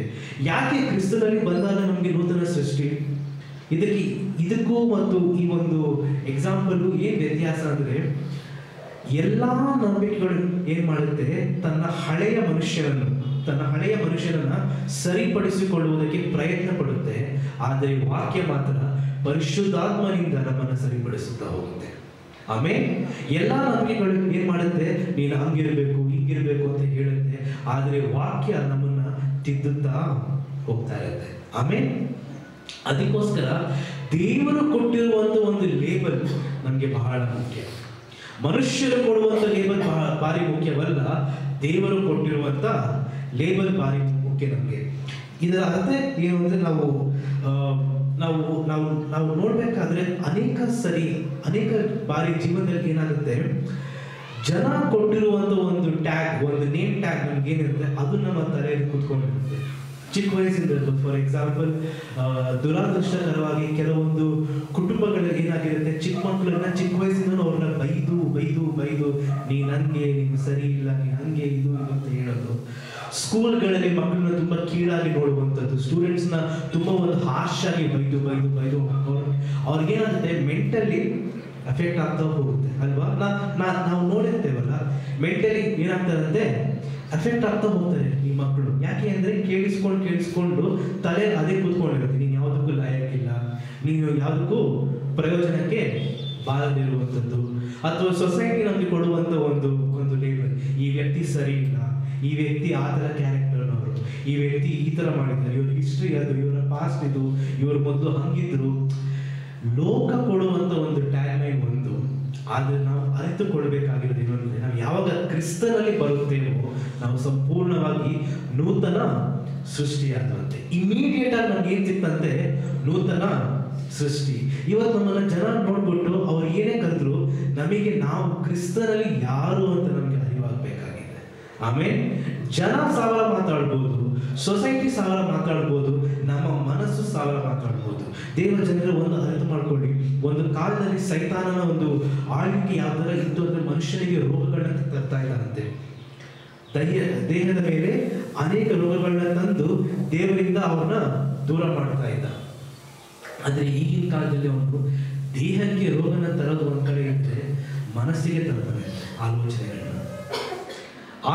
ಇವತ್ತು ಏನ್ ಹೇಳುತ್ತೆ ಅಂದ್ರೆ, ನಾವು ಒಂದ್ ಕಡೆ ಎಲ್ಲೋ ಒಂದ್ ಕಡೆ ಕೇಳ್ಬೇಕಾದ್ರೆ ಅರ್ಥ ಮಾಡ್ಕೊಂಡಂತ ಒಂದು ವಿಷಯ ಇದು, ನೀನು ಸರಿ ಇಲ್ಲ ಅಂತ ಮನ್ಸು ಹೇಳಲ್ಲ, ನಾನು ಸರಿ ಇಲ್ಲ ಅಂತ ಹೇಳ್ತಾನಂತೆ. ಅವನ ಮನ್ಸಿಗೆ ಬಂದ್ರು, ನೀನು ಸರಿ ಇಲ್ಲ ಅಂತ ಹೇಳಲ್ಲ ಅವನು, ನಾನೇ ಸರಿ ಇಲ್ಲ. ನನ್ನ ಮನಸ್ಸಿಗೆ ಏನಾಗುತ್ತೆ, ನಾನು ಸರಿ ಇಲ್ಲ, ನಾನು ಅಯೋಗ್ಯ, ನಾನು ಲಾಯಕ್ಕಿಲ್ಲದೆ ಇರೋನು ಅನ್ನುವಂಥ ಯೋಚನೆಗಳನ್ನ ತರ್ತಾ ಹೋಗ್ತಾ ಇರ್ತಾನೆ. ಆ ಒಂದು ಕಾರಣಕ್ಕೋಸ್ಕರ ನಾವು ಕ್ರಿಸ್ತನಲ್ಲಿ ಯಾರು ಅಂತ ಒಂದು ಅಸ್ತಿತ್ವ ನಮ್ಗೆ ಅರ್ಥವಾಗದೆ ಹೋದರೆ ತುಂಬಾ ಕಷ್ಟವಾಗುತ್ತೆ. ಯಾಕೆ ಅಂದರೆ ನಾವು ಒಂದು ಎಕ್ಸಾಂಪಲ್ ಹೇಳಬೇಕು ಅಂದರೆ, ಈ ಒಂದು ಪ್ರೊಟೆಸ್ಟೆಂಟ್ ಅಂದರೆ ಇವತ್ತು ಈ ಪೆಂಟೆಕಾಸ್ಟಲ್ ಇದೆಲ್ಲ ನಾವು ಏನು ಡಿಫ್ರೆಂಟ್ ಟೈಪ್ಸ್ ಆಫ್ ಡಿನಾಮಿನೇಷನ್ಗಳಿದಾವೆ ಅಥವಾ ಆಚರಣೆಗಳಿದಾವೆ. ಈ ಪ್ರೊಟೆಸ್ಟೆಂಟ್ನ ಸ್ಟಾರ್ಟ್ ಮಾಡಿದ ವ್ಯಕ್ತಿಯ ಹೆಸರು ಮಾರ್ಟಿನ್ ಲೂಥರ್ ಅಂತ. ನಾವೆಲ್ಲರಿಗೂ ಗೊತ್ತಿರುವಂಥ ಒಂದು ಚರಿತ್ರೆ ಇದು. 14ನೇ ಶತಮಾನದಲ್ಲಿ ಮಾರ್ಟಿನ್ ಲೂಥರ್ ಎಂಬ ವ್ಯಕ್ತಿ ಸ್ಟಾರ್ಟ್ ಮಾಡಿದಂಥ ಒಂದು ಫಾರ್ಮೇಷನ್ ಇದು. ಈ ಒಂದು ಪ್ರೊಟೆಸ್ಟೆಂಟ್ ನ ಸ್ಥಾಪಕನಾದ ಮಾರ್ಟಿನ್ ಲೂಥರ್ ಒಮ್ಮೆ ಬರಿಬೇಕಾದ್ರೆ, ಏನೋ ಕೂತ್ಕೊಂಡು ವಾಕ್ಯಗಳನ್ನ ಓದ್ಕೊಂಡು ಬರಿಬೇಕಾದ್ರೆ ಆತನ ಮುಂದೆ ಯಾರು ಸೈತಾನ ಬಂದು ಪ್ರತ್ಯಕ್ಷನಾಗುತ್ತೆ. ಸೈತಾನ ಬಂದು ಪ್ರತ್ಯಕ್ಷನಾಗಿ ಒಂದು ಉದ್ದಗಿರೋ ಲಿಸ್ಟ್ನ ತೆಗೆದು ತೋರಿಸ್ತಾರೆ. ನೋಡು, ನೀನು ಈ ತರ ಪಾಪ ಮಾಡಿದ್ಯಾ, ನೀನು ಈ ತರ ತಪ್ಪು ಮಾಡಿದ್ಯಾ, ನೀನು ಹಾಗೆ, ನೀನು ಹೀಗೆ, ನಿನ್ನ ಪ್ರಾರ್ಥನೆಯನ್ನು ದೇವರು ಕೇಳೋದಕ್ಕೆ ಸಾಧ್ಯನಾ? ಅನೇಕ ರೀತಿಯ ಒಂದು ಅಪವಾದನೆಗಳನ್ನ ಖಂಡಿಸ್ಕೊಂಡೇ ಬಂದ ಸೈತಾನ. ಅವಾಗ ಅವ್ರು ಏನ್ ಮಾಡಿದ್ರಂತೆ, ಅವರ ಮುಂದೆ ಅವರು ಬರಿಬೇಕಾದ್ರೆ ಒಂದು ಇಂಕ್ ಬಾಟಲ್ ಇತ್ತು. ಆ ಇಂಕ್ ಬಾಟಲ್ನ ಆ ಲಿಸ್ಟ್ ಮೇಲೆ ಚೆಲ್ಬಿಟ್ರಂತೆ. ಇಂಕ್ ಬಾಟಲ್ ತೆಗೆದು ಏನ್ ಮಾಡಿದ್ರಂತೆ, ಆ ಲಿಸ್ಟ್ ಮೇಲೆ ಹೀಗೆ ಚೆಲ್ಬಿಟ್ರಂತೆ. ಚೆಲ್ಬಿಟ್ಟು ಹೇಳಿದ್ರಂತೆ, ಯಾವ ರೀತಿಯಲ್ಲಿ ಈ ಇಂಕ್ ಬಾಟಲ್ ಅಂತ ಇಂಕು ನಿನ್ನ ಎಂಟೈರ್ ಲಿಸ್ಟ್ ನ ಮರೆ ಮಾಡ್ತು, ಅದೇ ರೀತಿಯಲ್ಲಿ ಆತನ ಪರಿಶುದ್ಧವಾದ ರಕ್ತ ನನ್ನ ಪಾಪಗಳನ್ನು ಮರೆ ಮಾಡಿತು. ಆಮೇಲೆ ಈ ಆತನ ಪರಿಶುದ್ಧವಾದ ರಕ್ತ ಏನ್ ಮಾಡಿತು, ನನ್ನ ಹಳೆಯದನ್ನ ಸಂಪೂರ್ಣವಾಗಿ ಮರೆ ಮಾಡಿತು. ಇವತ್ತು ನಾವು ಕ್ರಿಸ್ತನಲ್ಲಿ ನಾವು ನೂತನ ಸೃಷ್ಟಿಯಾಗಿದ್ದೇವೆ. ನಮ್ಮ ಯೋಚನೆಗಳು ಈಗಿನ ಒಂದು ಸ್ಥಿತಿಯ ತಕ್ಕಂಗೆ ಇರಬೇಕೇ ಹೊರತು ನಮ್ಮ ಹಳೆಯ ಸ್ಥಿತಿಯ ತಕ್ಕಂಗೆ ಇರಬಾರದು. ನಮ್ಮ ಯೋಚನೆಗಳು ಲೋಕದವರ ತರ ಇರಬಾರದು. ನಾವು ಹೇಳ್ತೀವಲ್ಲ, ನಾವು ದೇವರು ಆಯ್ದುಕೊಂಡಂತ ಜನಾಂಗ, ಸ್ವಕೀಯ ಪ್ರಜೆಗಳನ್ನು ನಾವು ಕರೆದುಕೊಳ್ತೇವೆ ಅಂದ್ರೆ ನಮ್ಮ ಯೋಚನೆಗಳು ಕೂಡ ಆ ಥರನೇ ಇರ್ಬೇಕಲ್ಲ. ಕರೆಕ್ಟ್ ಅಲ್ವಾ? ನಾವು ನಮ್ಮ ದೇಶವನ್ನು ಸುಮಾರು 300 ವರ್ಷಗಳ ಕಾಲ ಬ್ರಿಟಿಷರು ಆಳ್ವಿಕೆ ಮಾಡಿದ್ರು. ಕರೆಕ್ಟಾ? 1947 ತನಕ ಯಾರು ಆಳ್ವಿಕೆ ಮಾಡಿದ್ರು? ಬ್ರಿಟಿಷರು ಆಳ್ವಿಕೆ ಮಾಡಿದ್ರು. ನಾವು ಇವತ್ತು ಕುತ್ಕೊಂಡು ನಾವು ಬ್ರಿಟಿಷರ ತರ ಯೋಚನೆ ಮಾಡ್ತೀವಿ ಅಥವಾ ಭಾರತೀಯರ ತರ ಯೋಚನೆ ಮಾಡ್ತೀವ? ಕರೆಕ್ಟ್ ಅಲ್ವಾ? ನಾವು ಇವತ್ತು ಯಾವ ತರ ಯೋಚನೆ ಮಾಡ್ತೀವಿ? ಬ್ರಿಟಿಷರ ತರ ನಾವು ಯೋಚನೆ ಮಾಡ್ತೀವಿ ಅಥವಾ ಭಾರತೀಯರ ತರ ಯೋಚನೆ ಮಾಡ್ತೀವ? ಭಾರತೀಯರ ತರ ಯೋಚನೆ ಮಾಡ್ತೀವಿ. ಯಾಕೆ ಅಂದ್ರೆ ನಮ್ಮ ದೇಶಕ್ಕೆ ಸ್ವಾತಂತ್ರ್ಯ ಬಂತು. ಯಾವಾಗ ನಮ್ಮ ದೇಶಕ್ಕೆ ಸ್ವಾತಂತ್ರ್ಯ ಬಂತು, ನಾವು ಭಾರತೀಯರಾದ್ವಿ. ನಮ್ಮ ಯೋಚನೆಗಳು ಯಾವ ರೀತಿ ಇರುತ್ತೆ? ನಮ್ಮ ದೇಶದ ತಕ್ಕಂಗೆ ಇರುತ್ತೆ. ಕರೆಕ್ಟ್ ಅಲ್ವಾ? ಫಸ್ಟ್ ಸ್ಟ್ಯಾಂಡರ್ಡ್ ಓದುವಂತ ಮಗುಗೆ 1 + 1 ಅಂತ ಹೇಳ್ಕೊಡ್ತಾರೆ. 5ನೇ ಕ್ಲಾಸಿಗೆ ಬಂದಂತ ಮಗು ಕೂಡ ಬರೀ 1 + 1 ಬಗ್ಗೆನೇ ಮಾತಾಡುತ್ತಾ ಅಥವಾ ಅಲ್ಲಿ ಹೇಳ್ಕೊಡುವಂತ ಮ್ಯಾಥಮೆಟಿಕ್ಸ್ ನ ಕಲಿಯುತ್ತಾ? ಯಾಕೆ ಅಂದ್ರೆ ಆ ಮಗು ಒಂದು ಅಪ್ಗ್ರೇಡ್ ಆಗಿದೆ, ಒಂದು ನೆಕ್ಸ್ಟ್ ಸ್ಟೇಜಿಗೆ ಬಂದಿದೆ. ನಮ್ಮ ಆಲೋಚನೆಗಳು ಕೂಡ ಎಲ್ಲಿರ್ಬೇಕಂತೆ? ಕ್ರಿಸ್ತನಲ್ಲೇ ನಾವು ಯಾವಾಗ ಬರ್ತೇವೋ ನಮ್ಮ ಆಲೋಚನೆಗಳು ಈ ವಾಕ್ಯದ ತಕ್ಕಂಗೆ ಇರಬೇಕು. ಆಮೇಲೆ ನಮ್ಮ ಆಲೋಚನೆಗಳು ಯಾವ್ದ್ರ ತಕ್ಕಂಗೆ ಇರಬೇಕು? ವಾಕ್ಯದ ತಕ್ಕಂಗೆ ಇರಬೇಕು. ಲೋಕದಲ್ಲಿ ಸಾವಿರಾರು ಕಂಟೆಂಟ್ಗಳು ಇವತ್ತು ನಾವು ಸೋಷಿಯಲ್ ಮೀಡಿಯಾನ ನಾವು ತೆಗೆದು ನೋಡಿದ್ರೆ ಒಂದೊಂದು ವ್ಯಕ್ತಿ ಬಂದು ಒಂದೊಂದು ರೀತಿಯ ಒಂದು ವಿಚಾರಗಳ ಬಗ್ಗೆ ಮಾತಾಡ್ತಾರೆ. ನಾವು ಹಿಂಗಿರ್ಬೇಕು, ಹಂಗಿರ್ಬೇಕು, ಈ ಒಂದು ಸಿಚುವೇಶನ್ ಈ ತರ ಹ್ಯಾಂಡಲ್ ಮಾಡಬೇಕು ಅಂತ. ಆದ್ರೆ ಇದು ಲೋಕಕ್ಕೆ ಸೇರಿದಂಥದ್ದು. ನಮಗೆ ದೇವರು ಕೊಟ್ಟಂಥದ್ದು ಈ ವಾಕ್ಯ. ನಾವು ಏನೇ ಮಾಡಿದ್ರು ಈ ವಾಕ್ಯದ ಪ್ರಕಾರವೇ ನಾವು ನಡೆದುಕೊಳ್ಬೇಕು. ಯಾಕೆ ಅಂದ್ರೆ ನಾವು ಕ್ರಿಸ್ತನಲ್ಲಿ ನೂತನ ಸೃಷ್ಟಿಯಾಗಿದ್ದೇವೆ. ಆಮೇಲೆ ನಾವು ಮುಂದೆ ನಾವು ಓದಬೇಕಾದ್ರೆ ರೋಮಾಪುರದವರಿಗೆ ಬರೆದಂತ ಪತ್ರಿಕೆ, ರೋಮಾಪುರದವರಿಗೆ ಬರೆದಂತ ಪತ್ರಿಕೆ 8ನೇ ಅಧ್ಯಾಯ 15ನೇ ವಾಕ್ಯ.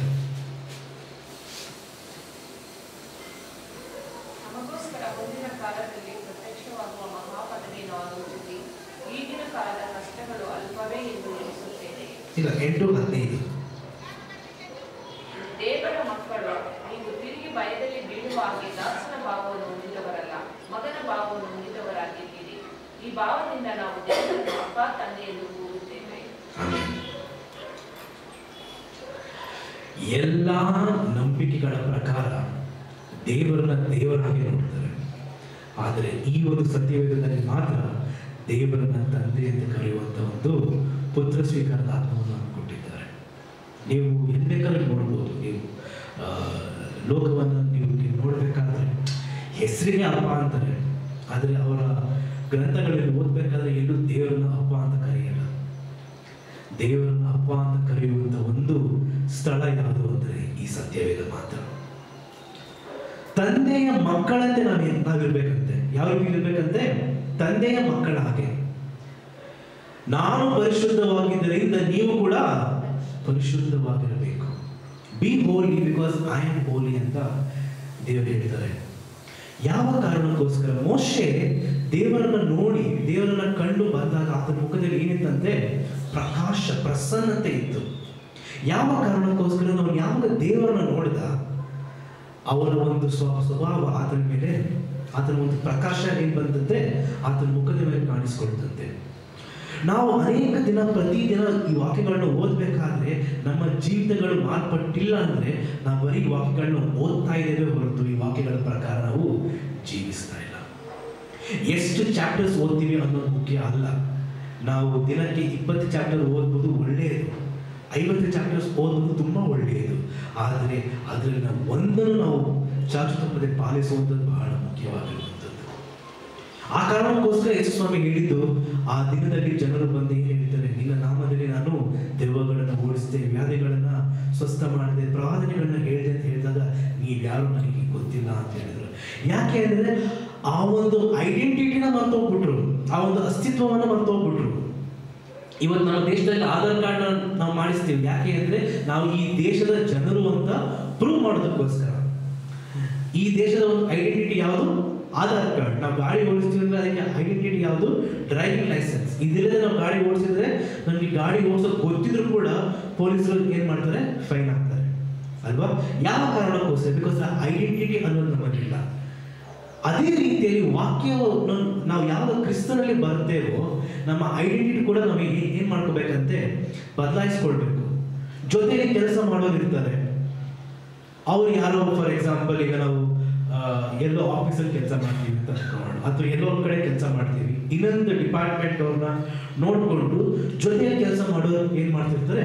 ಬೈತಾ ಇರ್ತಾರೆ. ಫಾರ್ ಎಕ್ಸಾಂಪಲ್, ಅವ್ರು ಸರಿ ಇಲ್ಲ, ಅವ್ರ ಡಿಪಾರ್ಟ್ಮೆಂಟ್ ಅವ್ರು ಹೀಗೆ, ಅವ್ರು ಹಿಂಗೆ, ನಾವೇ ಕಷ್ಟಪಟ್ಟು ಕೆಲಸ ಮಾಡೋದು. ನಾವು ಕೂಡ ಅವ್ರ ಜೊತೆ ಸೇರ್ಕೊಂಡು ಮಾತಾಡಿದಾಗ ನಮ್ಮ ಅಸ್ತಿತ್ವ ಏನಾಗಬೇಕು ಕ್ರಿಸ್ತನಲ್ಲಿ? ಅವ್ರು ನಮ್ಮನ್ನು ನೋಡ್ತಾರಲ್ಲ. ನಾವು ಹೋದ್ವಾರ ಕೇಳಿದ್ರಲ್ಲ, ಜನರು ನಮ್ಮನ್ನು ನೋಡ್ತಾರೆ ಅಲ್ವಾ? ಜನರು ನಮ್ಮನ್ನು ನೋಡ್ತಾರೆ ಅಲ್ವಾ? ನಮ್ಮ ಅಸ್ತಿತ್ವ ಚೇಂಜ್ ಆಗಿದ್ಯಾ ಆಗಿಲ್ವಾ ಅಂತ ನೋಡ್ತಾರೆ ಅಲ್ವಾ? ನಾವು ಅದೇ ರೀತಿ ಅವ್ರ ಜೊತೆ ಕೂತ್ಕೊಂಡು ನಾವು ಕೂಡ ಅದೇ ತರ ಮಾತಾಡ್ತಾ ಇದ್ರೆ ನಮಗೂ ಈ ಲೋಕಕ್ಕೂ ಏನ್ ವ್ಯತ್ಯಾಸ? ಬಟ್ ಇದನ್ನು ನಾವು ಇಲ್ಲ, ನಾ ಇನ್ನು ಮುಂದೆ ಯಾರ ಬಗ್ಗೆನೂ ಮಾತಾಡಲ್ಲ ಅಂದ್ಕೊಂಡು ನಾವು ಡಿಸೈಡ್ ಮಾಡ್ಕೊಂಡ್ವಿ ಅಂತ ಅನ್ಕೊಳ್ಳೋಣ. ಮತ್ತೆ ಮನುಷ್ಯನ ಗುಣ ಏನಾಗುತ್ತೆ? ಪುನಃ ನಾವು ಮಾತಾಡ್ತೀವಿ. ಒಂದು ಸ್ಥಿತಿ ಬರುತ್ತೆ, ಒಂದು ಸಂದರ್ಭ ಬರುತ್ತೆ, ನಮ್ಗೇನೋ ಕೋಪ ಆಯ್ತು, ಬೇಜಾರಾಯ್ತು, ನಾವೇನ್ ಮಾಡ್ತೀವಿ? ಮಾತಾಡ್ತೀವಿ. ಯಾಕೆಂದ್ರೆ ಇದು ನಮ್ಮ ಕಡೆಯಿಂದ ಸರಿಪಡಿಸ್ಕೊಳ್ಳೋದಕ್ಕೆ ಸಾಧ್ಯವಿಲ್ಲ. ಆ ಕಾರಣಕ್ಕೋಸ್ಕರವೇ ಧರ್ಮಶಾಸ್ತ್ರವನ್ನು ನೆರವೇರಿಸಿ ಕ್ರಿಸ್ತನ ಕೃಪೆಯು ನಮ್ಮ ಮೇಲೆ ಬಂತು. ಯಾಕೆಂದ್ರೆ ಈ ಒಂದು ಧರ್ಮಶಾಸ್ತ್ರವನ್ನು ನಾವು ಪಾಲಿಸೋದಕ್ಕೆ ಸಾಧ್ಯ ಇಲ್ಲ ಅಂತ ದೇವರಿಗೆ ಗೊತ್ತಿತ್ತು. ಆಮೇಲೆ ಮೋಶೆ ಧರ್ಮಶಾಸ್ತ್ರವನ್ನು ಕೊಟ್ಟ, ಆದರೆ ಕ್ರಿಸ್ತನು ನಮಗೆ ಏನ್ ಕೊಟ್ಟರಂತೆ? ಕೃಪೆಯ ಮೇಲೆ ಕೃಪೆ. ಯಾವ ಕಾರಣಕ್ಕೋಸ್ಕರ? ನಮ್ಮ ಕೈಯಿಂದ ಸಾಧ್ಯ ಇಲ್ಲ, ಅವರ ಮೂಲಕ ನಾವೇನ್ ಮಾಡ್ತೀವಿ? ಬದಲಾಗ್ತೇವೆ. ಅದಕ್ಕೋಸ್ಕರ ವಾಕ್ಯ ಹೇಳಿದ್ದು, ವಾಕ್ಯ ಏನ್ ಹೇಳುತ್ತೆ? ನಾವು ಕ್ರಿಸ್ತನಲ್ಲಿ ಬಂದಿರೋದ್ರಿಂದ ನಾವೀಗ ನೂತನ ಸೃಷ್ಟಿಯಾಗಿದ್ದೇವೆ, ಹಳೆಯದೆಲ್ಲ ಹೋಯಿತು. ಇವತ್ತು ನಮ್ಮ ಲೈಫ್ನ ನಾವೊಂದ್ಸಲ ಇಂಟ್ರೋಸ್ಪೆಕ್ಟ್ ಮಾಡೋಣ. ನಮ್ಮ ಜೀವನದಲ್ಲಿ ಇವತ್ತು ಕೂಡ ಹಳೆಯ ಸ್ವಭಾವಗಳು ಇನ್ನೂ ಇದಾವ, ಲೋಕದ ಸ್ವಭಾವಗಳು ಇನ್ನೂ ಇದಾವ. ಜನರು ಹೇಳಿರುವಂಥದ್ದೇ ನಮ್ಮ ಮೈಂಡಲ್ಲಿ ಓಡ್ತಾ ಇದೆಯಾ? ನೀವು ತುಂಬಾ ಚೆನ್ನಾಗಿದ್ದೀರ ನೋಡೋದಕ್ಕೆ, ಸಂತೋಷ. ನಮ್ಮ ಮೈಂಡಲ್ಲಿ ಅದೇ ಓಡ್ತಾ ಇದೆಯಾ? ಅಥವಾ ನಿನ್ನನ್ನು ಹೆಸರು ಹಿಡಿದು ನಾನು ಕರೀತೇನೆ ಅಂತ ಹೇಳಿರುವಂಥ ದೇವರ ವಾಕ್ಯ ನಮ್ಮ ಮನಸ್ಸಲ್ಲಿ ಓಡ್ತಾ ಇದೆಯಾ? ಯಾವುದು ಮುಖ್ಯ ಅನ್ನೋದು ತುಂಬಾ ನಾವು ಯೋಚನೆ ಮಾಡಬೇಕಾಗಿರುವಂಥದ್ದು. ನಾವು ಈಗ ಒಂದು ಎಕ್ಸಾಂಪಲ್ಸ್ ನಾವು ನೋಡ್ಬೇಕಾದ್ರೆ ನಮ್ಮ ಪ್ರಾರ್ಥನೆಗಳನ್ನ ನಾವೀಗ ನೋಡೋಣ. ನಾವು ಮಾಡುವಂತ ಪ್ರಾರ್ಥನೆಗಳು, ನಾವೀಗ ದೇವರನ್ನು ನಾವು ತಂದೆ ಅಂತ ಕರೆದ ಮೇಲೆ ನಾವು ದೇವರ ಹತ್ರ ಯಾವ ರೀತಿಯಲ್ಲಿ ಮಾತಾಡಬೇಕು? ನಾವು ಫಾರ್ ಎಕ್ಸಾಂಪಲ್ ಒಂದು ಹಾಡನ್ನ ನಾವು ಹಾಡ್ತೀವಲ್ಲ, ಹೆಂಗೋ ನಾನಿದ್ದೆ ಅರಿಯಾಮಲ್ ಅಲೆಂದೆ. ಇದು ಪಾಸ್ಟ್ ಟೆನ್ಸ್ ಇದೆ ಅಲ್ವಾ? ಹಳೆಯ ಒಂದು, ನಾನು ಅವಾಗ ಹಂಗಿದ್ದೆ ಅಂತ. ಆದ್ರೆ ಇವತ್ತು ಕೂಡ ನೀವು ನೋಡ್ಬೇಕಾದ್ರೆ ಎಷ್ಟೋ ಪ್ರಾರ್ಥನೆಗಳಲ್ಲಿ ನಾನು ಸರಿ ಇಲ್ಲ ದೇವರೇ, ನಾನು ಹಿಂಗೆ ದೇವರೇ, ನಾನು ಹಿಂಗೆ ದೇವರೇ ಅಂದ್ರೆ ಅವ್ರು ಇನ್ನೂ ಹೊಸ ಸ್ಟೇಜಿಗೆ ಬಂದೇ ಇಲ್ಲ. ಅವರ ಪ್ರಾರ್ಥನೆಗಳು ಇನ್ನೂ ಎಲ್ಲಿದೆ? ಅವರ ಪಾಸ್ಟ್ ಅಲ್ಲೇ ಇದೆ. ಹೌದು, ಒಂದ್ ಕಾಲದಲ್ಲಿ ಹಂಗಿದ್ವಿ, ಇವತ್ತು ನಾವು ನೀತಿವಂತರಾಗಿದ್ದೇವೆ. ಆಮೇಲೆ ಕ್ರಿಸ್ತನ ಮುಖಾಂತರ ನಾವು ಏನಾಗಿದ್ದೇವೆ? ನೀತಿವಂತರಾಗಿದ್ದೇವೆ. ಆದರೆ ನಮ್ಮ ಪ್ರಾರ್ಥನೆಗಳಲ್ಲಿ ಅದು ಆ ಒಂದು ಪ್ರಕಟಣೆ ಇಲ್ಲವಾದ್ದರಿಂದ ಅನೇಕ ಪ್ರಾರ್ಥನೆಗಳಿಗೆ ಇವತ್ತು ಒಂದು ಉತ್ತರ ಅನ್ನೋದು ಕೂಡ ಸಿಗ್ತಾ ಇಲ್ಲ. ಯಾಕೆ ಅಂದರೆ ಯೇಸು ಸ್ವಾಮಿ ನೋಡ್ತಾ ಇರ್ತಾರೆ, ಪ್ರತಿಯೊಂದನ್ನು ನೋಡ್ತಾ ಇರ್ತಾರೆ. ಅವ್ರು ಗಮನಿಸ್ತಾ ಇರ್ತಾರೆ, ನಮ್ಮ ಹೃದಯ ಇನ್ನೂ ಹಳೆಯದ್ರಲ್ಲಿ ಇದೆಯಾ ಅಥವಾ ಹೊಸದ್ರಲ್ಲಿ ಇದೆಯಾ ಅನ್ಕೊಂಡು. ನಾವು ಹಳೆಯದ್ರಲ್ಲೇ ನಾವು ಮಾಡುವಂಥ ಪ್ರಾರ್ಥನೆಗಳು ಇರಬೇಕಾದ್ರೆ ಅವರು ಅದ್ಭುತ ಮಾಡೋದಕ್ಕೆ ಸಾಧ್ಯವಿಲ್ಲ. ಆ ಕಾರಣಕ್ಕೋಸ್ಕರವೇ ಯೇಸು ಸ್ವಾಮಿಯನ್ನು ನಾವು ಹೋದ ಬಾರಿ ನಾವು ನೋಡಿದಂಗೆ ಯೇಸು ಸ್ವಾಮಿಯ ಸ್ವಂತ ಊರು ನಜರೇತ್ನಲ್ಲಿ ಅವರು ಜಾಸ್ತಿ ಅದ್ಭುತಗಳನ್ನು ಮಾಡಲಿಲ್ಲಂತೆ. ಮಾಡೋದಕ್ಕೆ ಆಗಲಿಲ್ಲ ಅಂತ ವಾಕ್ಯ ಹೇಳುತ್ತೆ. ಮಾಡೋದಕ್ಕೆ ಆಗಲಿಲ್ಲ. ಯಾಕೆ ಅಂದ್ರೆ ಅವರೆಲ್ಲರೂ ಏನ್ ಮಾಡ್ತಿದ್ರು? ಹಳೆಯ ರೀತಿಯಲ್ಲಿ ಸ್ವಾಮಿ ನೋಡ್ತಾರೆ. ಇವ್ರು ಗೊತ್ತಲ್ಲ ನಮ್ಗೆ, ಇವ್ರ ಫ್ಯಾಮಿಲಿ ನಮಗೆ ಗೊತ್ತಲ್ಲ, ಇವರ ತಮ್ಮಂದ್ರು ಸಹೋದರರು ನಮಗೆ ಗೊತ್ತಲ್ವಾ, ಇವರೇ ನಮಗೆ ಹೇಳೋದು ಅನ್ನುವಂಥದ್ದು. ಯಾಕೆ ಅಂದ್ರೆ ಅವ್ರು ಎಲ್ಲಿದ್ರು ಅಂತೆ? ಪಾಸ್ಟರ್ ಇದ್ರು. ಆದ್ರೆ ಅದೇ ನಾವು ಈ ಯೆರೂಸಲೇಮ್ ನಗರಕ್ಕೆ ಅವ್ರು ಬರಬೇಕಾದ್ರೆ ಕುರುಡ ಬಂದು ಏನ್ ಹೇಳ್ತಾನೆ? ದಾವೀದ ಕುಮಾರನೇ ನನ್ನನ್ನು ಕರುಣಿಸು, ನನಗೆ ಕಣ್ಣು ಕೊಡು. ಅಲ್ಲಿ ತನಕ ಯಾರೂ ಕಣ್ಣು ಕೊಟ್ಟಿರಲಿಲ್ಲ. ನಾವು ಇಡೀ ಬೈಬಲ್ ಓದ್ಬೇಕಾದ್ರೆ ಕಣ್ಣು ಕೊಟ್ಟಿರಲಿಲ್ಲ. ಅವನೇನ್ ಮಾಡ್ದ? ಬಂದು ಆ ಟೈಮಲ್ಲಿ ನನಗೆ ಕಣ್ಣು ಕೊಡು. ಅವನ ಮೈಂಡಲ್ಲಿ ಇದ್ದಂತ ಒಂದು ಲೇಬಲ್ ಇತ್ತು, ಅವನೊಬ್ಬ ಕುರುಡ ಅಂತ ಒಂದು ಟ್ಯಾಗ್ ಲೈನ್ ಇತ್ತು ಅಲ್ವಾ? ಅದನ್ನ ಅವನು ಬಿಟ್ಬಿಟ್ಟ, ಮರೆತು ಬಿಟ್ಟ. ತನ್ನ ಒಂದು ಅವನು ಹಾಕೊಂಡಿದ್ದಂತ ಏನಂತಾರೆ ಕ್ಲೋಕ್, ರಗ್ಗೇನ್ ಹೇಳ್ತಾರೆ, ಅದನ್ನು ಅವನು ಎಸೆದ್ಬಿಟ್ಟು ಯೇಸು ಸ್ವಾಮಿಯಿಂದ ಬಂದ. ಯಾವ ಕಾರಣಕ್ಕೋಸ್ಕರ ಅಂದ್ರೆ ಯಾವಾಗ ಅವನು ಯೇಸು ಸ್ವಾಮಿಯಿಂದ ಬಂದು ಅವನಿಗೆ ಗೊತ್ತಾಯಿತು ನಾನು ಇವಾಗ ಹೊಸ ಸೃಷ್ಟಿ ಆಗುತ್ತೇನೆ ಅಂತ. ಆಮೇಲೆ ಕ್ರಿಸ್ತನಲ್ಲಿ ನಾವು ಹೊಸ ಸೃಷ್ಟಿ. ನಾವು ಯಾವಾಗ ಯೇಸು ಸ್ವಾಮಿಯಲ್ಲಿ ಬಂದು ನಾವು ಹೊಸ ಸೃಷ್ಟಿ. ಇವತ್ತು ನಾವು ಎಷ್ಟೋ ಜನ ಹೇಳಿರುವಂಥದ್ದನ್ನು ನಾನೇ ನನ್ನ ಕಿವಿಯಲ್ಲಿ ಕೇಳಿಸ್ಕೊಂಡಿದ್ದೇನೆ. ನಾನು ಮೊದಲಿನ ತರ ಇದ್ದಿದ್ದಿದ್ರೆ ಏನ್ ಮಾಡ್ತಿದ್ನೋ ಗೊತ್ತಿಲ್ಲ. ನಾನು ಮೊದಲಿನ ತರ ಇದ್ದಿದ್ದಿದ್ರೆ ನನ್ನ ಉತ್ತರನೇ ಬೇರೆ ಇರ್ತಿತ್ತು. ಅಂದ್ರೆ ನಾವು ನಮ್ಮ ಹಳೆಯ ತರವನ್ನು ನಾವೇನ್ ಮಾಡ್ತಾ ಇದೀವಿ? ಗ್ಲೋರಿಫೈ ಮಾಡ್ತಾ ಇದೀವಿ. ನಾವು ಅವಾಗ ಹಂಗಿದ್ದೆ, ಈಗ ತುಂಬಾ ಸಮಾಧಾನವಾಗಿದ್ದೇವೆ. ನೋ, ಅದನ್ನ ನಾವು ಗ್ಲೋರಿಫೈ ಮಾಡೋದಲ್ಲ. ಇವಾಗಿರುವ ಸ್ಥಿತಿಯನ್ನು ನಾವೇನ್ ಮಾಡ್ಬೇಕಂತೆ? ಗ್ಲೋರಿಫೈ ಮಾಡ್ಬೇಕು. ಯಾಕೆ ಅಂದ್ರೆ ಇವಾಗ ನಾವು ಎಲ್ಲಿದ್ದೇವೆ? ಕ್ರಿಸ್ತನಲ್ಲಿ ಇದ್ದೇವೆ. ಕ್ರಿಸ್ತನಲ್ಲಿರುವಂತ ಅಸ್ತಿತ್ವವನ್ನು ನಾವೇನ್ ಮಾಡ್ಬೇಕು? ಅರ್ಥ ಮಾಡ್ಕೊಳ್ಬೇಕು. ನಾವು ದೇವರ ಹತ್ರ ಪ್ರಾರ್ಥನೆ ಮಾಡ್ಬೇಕಾದ್ರೆ ಯಾವ ರೀತಿಯಲ್ಲಿ ನಾವು ಪ್ರಾರ್ಥನೆಯನ್ನ ಮಾಡಬೇಕು? ಇವತ್ತು ನಾವು ನಮ್ಮ ಕ್ರೈಸ್ತ ಸಹೋದರರನ್ನು ನಾವು ನೋಡ್ಬೇಕಾದ್ರೆ ಎರಡು ರೀತಿಯ ಒಂದು ಎಕ್ಸ್ಟ್ರೀಮ್ ಸೈಡ್ಸ್ ಆಫ್ ಪ್ರೇಯರ್ ಇದೆ. Extreme sides of prayer. ಒಬ್ರು ಮಾತು ಎತ್ತಿದ್ರೆ ದೇವರೇ ನಾನು ಸರಿಯಿಲ್ಲ, ನನ್ನ ಭಿಕ್ಷುಕ, ದೈವನಿಂದ ಸಹಾಯ ಮಾಡು. ಈ ತರ ಒಂದು ಪ್ರಾರ್ಥನೆ. ಇನ್ನೊಂದು ಸೈಡ್ ಆಫ್ ಪ್ರಾರ್ಥನೆಯಲ್ಲಿ ದೇವರನ್ನ ಕಮಾಂಡ್ ಮಾಡುವಂಥದ್ದು. ದೇವರೇ ನನಗೆ ಇದು ಬೇಕು, ನೀನು ಕೊಡ್ಲೇಬೇಕು. ದೇವರೇ ನನಗೆ ಇಷ್ಟ, ನನಗೆ ಇದು ಮಾಡಲೇಬೇಕು. ಅಹಂಕಾರದ ಒಂದು ಪ್ರಾರ್ಥನೆ. ಇಲ್ಲಿ ಭಿಕ್ಷುಕನ ಪ್ರಾರ್ಥನೆ. ಯೇಸು ಸ್ವಾಮಿ ಎರಡು ಹೇಳಿಲ್ಲ. ನೀವು ಭಿಕ್ಷೆ ಬೇಡಿ ಅಂತಲೂ ಹೇಳಿಲ್ಲ, ಅಹಂಕಾರದ ಪ್ರಾರ್ಥನೆ ಮಾಡಿ ಅಂತ ಹೇಳಿಲ್ಲ. ದೀನನಿಗಾದರೂ ನನ್ನ ಕೃಪೆಯನ್ನು ನಾನು ತೋರಿಸುವೆನು ಅಂತ ಹೇಳಿದರು. ನಮ್ಮ ತಂದೆ ಹತ್ರ ನಾವೀಗ ಏನಾದರೂ ಒಂದು ಮಗು, ಫಾರ್ ಎಕ್ಸಾಂಪಲ್, ಏನೋ ಒಂದು ಬುಕ್ ಬೇಕಾಗಿರುತ್ತೆ, ನೋಟ್ಬುಕ್ ಬೇಕಾಗಿದೆ. ಮಗು ಬಂದು ತಂದೆ ಹತ್ರ ಅಪ್ಪ ನನಗೆ ಬುಕ್ ಬೇಕು, ನೀನು ಕೊಡಿಸ್ತೀಯಾ ಪ್ಲೀಸ್ ಅಂತ ಕೇಳುತ್ತೋ ಒಂದು. ಎರಡನೇದು ಅಪ್ಪ ಪ್ಲೀಸ್ ಅಪ್ಪ ನನಗೆ ಬುಕ್ ಬೇಕೇ ಬೇಕಪ್ಪ, ನೀನು ಕಾರ್ ಹಿಡಿತೀನಪ್ಪ, ಬುಕ್ ಬೇಕೇ ಬೇಕಪ್ಪ ಅಂತ ಕೇಳುತ್ತೋ. ಮೂರನೇದು ಅಪ್ಪ ನನಗೆ ಬುಕ್ ಬೇಕು, ನೀನು ಕೊಡಿಸ್ಲೇಬೇಕು, ಇಲ್ಲಾಂದ್ರೆ ನಾನು ಸುಮ್ಮನೆ ಇರಲ್ಲ ಅಂತ ಹೇಳುತ್ತೋ. ಯಾವ ರೀತಿಯಲ್ಲಿ ಕೇಳುತ್ತೆ ಹೇಳಿ ನೋಡೋಣ? ಮೊದಲನೇ ರೀತಿಯಲ್ಲಿ ಕೇಳುತ್ತೋ, ಎರಡನೇ ರೀತಿಯಲ್ಲಿ ಕೇಳುತ್ತೋ, ಮೂರನೇ ರೀತಿಯಲ್ಲಿ ಕೇಳುತ್ತೋ? First one ಅಂತಾರಲ್ವಾ? ಯಾಕೆ ಹೇಳಿ? ತಂದೆ ಹತ್ರ ಹೇಗೆ ಮಾತಾಡಬೇಕು ಅಂತ ಗೊತ್ತು, ತಂದೆಯ ಹೃದಯ ಏನು ಅಂತ ಗೊತ್ತು ಮಗುಗೆ. ಅದು ತಂದೆ ಹತ್ರ ಬಂದು ಭಿಕ್ಷೆ ಬಿಡಲ್ಲ. ಅದೇ ರೀತಿಯಲ್ಲಿ ತಂದೆ ಹತ್ರ ಬಂದು ಏನದು ಆರ್ಡರ್ ಕೂಡ ಕೊಡಲ್ಲ, ಕೇಳುತ್ತೆ, ತಂದೆ ನನಗೆ ಬೇಕು, ಕೊಡಿಸ್ತೀರಾ ಅಂತ. ಲೋಕದ ತಂದೆಯನ್ನು ನಾವು ಈ ರೀತಿಯಲ್ಲಿ ಕಾಣ್ತೇವೆ ಅಂದರೆ ಪರಲೋಕದ ತಂದೆಯನ್ನು ನಾವು ಯಾಕೆ ಆ ರೀತಿಯಲ್ಲಿ ಕಾಣಲ್ಲ? ಯಾಕೆ ನಮ್ಮ ಪ್ರಾರ್ಥನೆಗಳಿಗೆ ಇವತ್ತು ಎಷ್ಟೋ ಪ್ರಾರ್ಥನೆಗಳಿಗೆ ಉತ್ತರ ಸಿಗ್ತಾ ಇಲ್ಲ ಅಂದರೆ ಇದೇ ಕಾರಣಕ್ಕೋಸ್ಕರ ಏನಾಗಿದೆ? ನಮ್ಮ ಹೃದಯ ಇನ್ನೂ ಹಳೆಯದರಲ್ಲೇ ಇದೆ. ನಾವು ಕ್ರಿಸ್ತನಲ್ಲಿ ಏನಾಗಿದ್ದೇವೆ ಅನ್ನುವಂಥದ್ದು ನಮಗೆ ಮರೆತೋಗ್ಬಿಟ್ಟಿದೆ. ನೀವು ಪ್ರಾರ್ಥಿಸುವಾಗ ಅದನ್ನು ಪಡೆದುಕೊಂಡಿದ್ದೀರಾ ಅಂತ ನೀವು ನಂಬಬೇಕು ಅಂತ ಸ್ವಾಮಿ ಹೇಳಾಗಿದೆ. ಅಂದ್ರೂ ಕೂಡ ಯಾರೋ ಹುಷಾರಿರಲ್ಲ, ನಮ್ಮ ಕುಟುಂಬದವರು ಹಾಸ್ಪಿಟಲ್ ಇರ್ತಾರೆ, ಫಾರ್ ಎಕ್ಸಾಂಪಲ್ ಸೀರಿಯಸ್ ಆಗಿದ್ದಾರೆ, ನಾವೇನ್ ಮಾಡ್ತೀವಿ? ಪ್ರೇಯರ್ ಮಾಡ್ತೀವಿ, ದೇವರೇ ಅವ್ರನ್ನ ಗುಣಪಡಿಸಪ್ಪ, ಅವ್ರನ್ನ ವಾಸಿ ಮಾಡಪ್ಪ ಅಂತ ಪ್ರಾರ್ಥನೆ ಮಾಡಿ ಆಚೆ ಬಂದಮೇಲೆ ಯಾರೋ ಫೋನ್ ಮಾಡ್ತಾರೆ, ಸ್ನೇಹಿತರು ಫೋನ್ ಮಾಡ್ಬಿಟ್ಟು ಕೇಳ್ತಾರೆ, ಹೇಗಿದ್ದಾರೆ ನಿಮ್ಮ ಇವುಗಳು, ನಿಮ್ಮ ಕುಟುಂಬದವರು ಹೇಗಿದ್ದಾರೆ ಅಂತ ಕೇಳಿದರೆ, ಏನೋ ತುಂಬ ಅನಾರೋಗ್ಯ ಇದ್ದವ್ರಿಗೆ ನೋಡಬೇಕು, ಏನಾಗುತ್ತೋ ನಮಗೆ ಗೊತ್ತಿಲ್ಲ ಅಂತ. ಈ ಮಾತು ಕೇಳಿಸ್ಕೊಂಡಿದ್ದೀರಾ? ಏನಾಗುತ್ತೋ ಗೊತ್ತಿಲ್ಲ, ಇನ್ನೆಷ್ಟು ದಿನನೂ ಗೊತ್ತಿಲ್ಲ ಅಂತ ಹೇಳ್ತಾರೆ. ಸ್ವಲ್ಪ ಕ್ಷಣಗಳ ಮುಂಚೆ ಇವರೇ ಮಾಡಿರುವಂಥ ಪ್ರಾರ್ಥನೆ, ದೇವರವರನ್ನು ವಾಸಿ ಮಾಡುವಂತ. ಆದರೆ ಆ ಒಂದು ಪ್ರಾರ್ಥನೆ ಮಾಡಬೇಕಾದ್ರೆ ಇದ್ದಂಥ ನಂಬಿಕೆ ಪ್ರಾರ್ಥನೆ ನಂತರ ಏನಾಗುತ್ತೆ, ಹೊರಟು ಹೋಯಿತು. ಆಮೇಲೆ ನಾವು ಪೇತ್ರನ ಒಂದು ಜೀವಿತದಲ್ಲಿ ನಾವು ನೋಡ್ಬೇಕಾದ್ರೆ ನಮ್ಮೆಲ್ಲರಿಗೂ ಗೊತ್ತಿರುವಂಥ ಒಂದು ಸಂಗತಿ ಅಲ್ವಾ, ಪೇತ್ರ ದೋಣಿಯಲ್ಲಿ ಬರಬೇಕಾದ್ರೆ, ಬೇರೆ ಶಿಷ್ಯರ ಜೊತೆ ಬರಬೇಕಾದ್ರೆ ಯೇಸು ಸ್ವಾಮಿ ಎಲ್ಲಿ ಕಾಣಿಸಿದಂತೆ ನೀರಿನ ಮೇಲೆ ನಡೆದುಕೊಂಡು ಬರೋದನ್ನ ಅವ್ರು ನೋಡಿದ್ರು.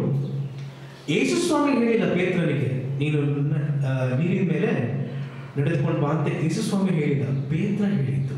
ಒಂದು ಅಪ್ಪಣೆ ಕೊಡು, ನಾನೇನು ಮಾಡ್ತೀನಿ, ನೀರಿನ ಮೇಲೆ ನಡೆದುಕೊಂಡು ಬರ್ತೀನಿ. ಪೇತ್ರನಿಗೆ ನಂಬಿಕೆ ಇರಲಿಲ್ವಾ ಅಂತಂದ್ರೆ ಇತ್ತಲ್ವ? ನಂಬಿಕೆ ಇತ್ತು ಪೇತ್ರನಿಗೆ, ಖಂಡಿತವಾಗಲೂ ನಂಬಿಕೆ ಇತ್ತು ಪೇತ್ರನಿಗೆ.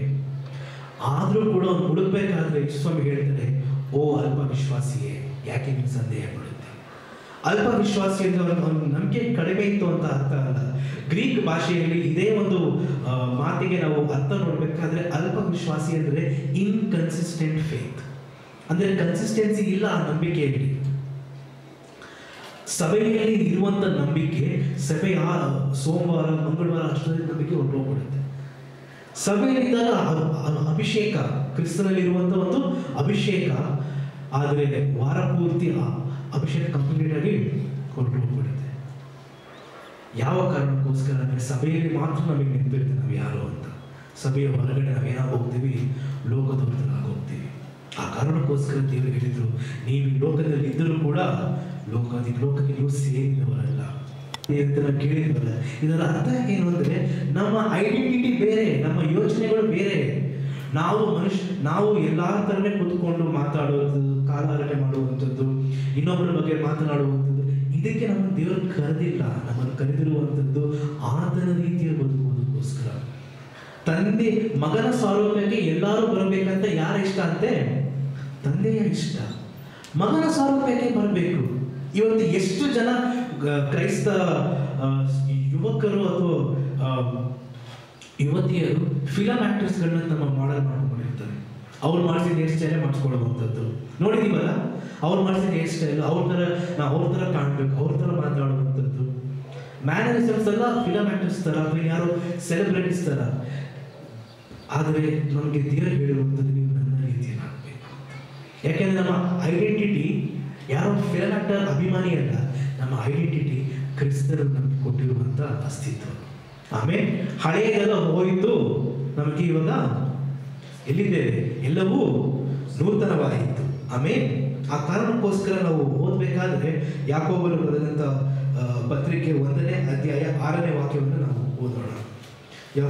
ಯಾಕೋಬನು ಬರೆದಂಥ ಪತ್ರಿಕೆ ಬುಕ್ ಆಫ್ ಜೇಮ್ಸ್ 1ನೇ ಅಧ್ಯಾಯ. ಸ್ವಲ್ಪವೂ ಸಂದೇಹ ಪಡದೆ ನಂಬಿಕೆಯನ್ನು ಹೇಳಿಕೊಳ್ಳಬೇಕು. ಸಂದೇಹ ಪಡುವವನು ಗಾಳಿಯಿಂದ ಬಡಿಯಲ್ಪಟ್ಟ ಸಮುದ್ರದ ತೆರೆಯಂತೆ ಅಲ್ಲಿರುವನು. ಸ್ವಲ್ಪವೂ ಸಂದೇಹ ಪಡದೆ ನಂಬಿಕೆ ಇಟ್ಟು ಕೇಳಿಕೊಳ್ಳಬೇಕು.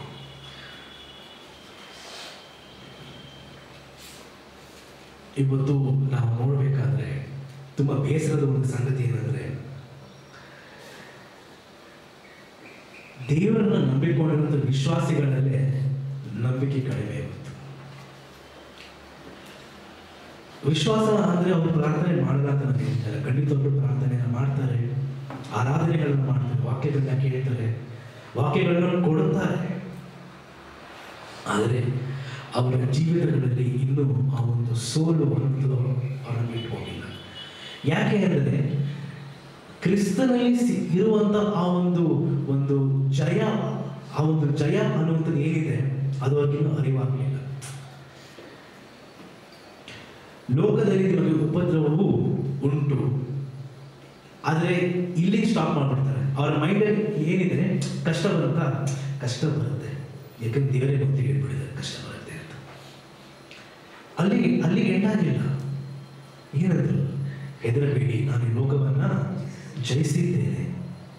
ಲೋಕವನ್ನ ಜಯಿಸಿದ್ದೇನೆ ಅಂತ ಅವ್ರು ಹೇಳಿದ ಮೇಲೆ ನಮಗೆ ಕಷ್ಟ ಬಂದಾಗಲೂ ಕೂಡ ನಮ್ಗೆ ಅದ್ರ ಮೇಲೆ ಜಯ ಕೊಡಲ್ವಾ? ಕೊಟ್ಟೆ ಕೊಡ್ತಾರೆ ಅಲ್ವಾ? ನೀವು ಗಮನಿಸಿದ್ರೆ ನಾವೆಲ್ಲರೂ ಮಾಡಿರುವಂಥ ತಪ್ಪೆ. ಸಮಸ್ಯೆ ಬಂತ ನಮ್ಮ ಮೈಂಡಲ್ಲಿ ಬರೀ ಸಮಸ್ಯೆ ಬಗ್ಗೆನೇ ಯೋಚನೆಗಳಿರುತ್ತೆ, ಇದರಿಂದ ನಮಗೆ ಜಯ ಸಿಗುತ್ತೆ ಅಂತ ನಾವು ಹೇಳುವಂಥ ಮಾತುಗಳು ಭಾರಿ ಕಡಿಮೆ, ತುಂಬಾ ಕಡಿಮೆ. ಕಷ್ಟ ನಮ್ಗೆ ಯಾವಾಗಲೂ ಇದ್ದೇ ಇರುತ್ತೆ, ಎಸ್, ಇಲ್ಲ ಅಂತ ನಾನು ಹೇಳ್ತಾ ಇಲ್ಲ. ಆದರೆ ಇದಕ್ಕೆ ನಮಗೆ ಜಯವನ್ನು ಯಾರು ಕೊಡ್ತಾರೆ ಅಂತೆ? ದೇವರು ಕೊಡ್ತಾರೆ ಅಂತೆ. ಆದರೆ ನಾವು ಅದನ್ನು ಯಾಕೆ, ನಮಗೆಲ್ಲ ಗೊತ್ತು, ವಾಕ್ಯಗಳು ಗೊತ್ತು. ನಾನು ಈ ವಿಷಯ ಹೇಳ್ತಿರುವಂಥದ್ದು ವಾಕ್ಯ ಗೊತ್ತಿಲ್ಲದ ಜನರಿಗಲ್ಲ, ವಾಕ್ಯ ಗೊತ್ತಿರುವಂಥ ಜನರಿಗೆ. ಸೋಲು ಅನ್ನುವಂಥದ್ದು ಕಟ್ಟಿಟ್ಟ ಬುದ್ಧಿ ಅಂತ ಮನಸ್ಸಲ್ಲಿ ಮೊದಲೇ ಡಿಸೈಡ್ ಮಾಡ್ಕೊಂಡಿರ್ತಾರೆ.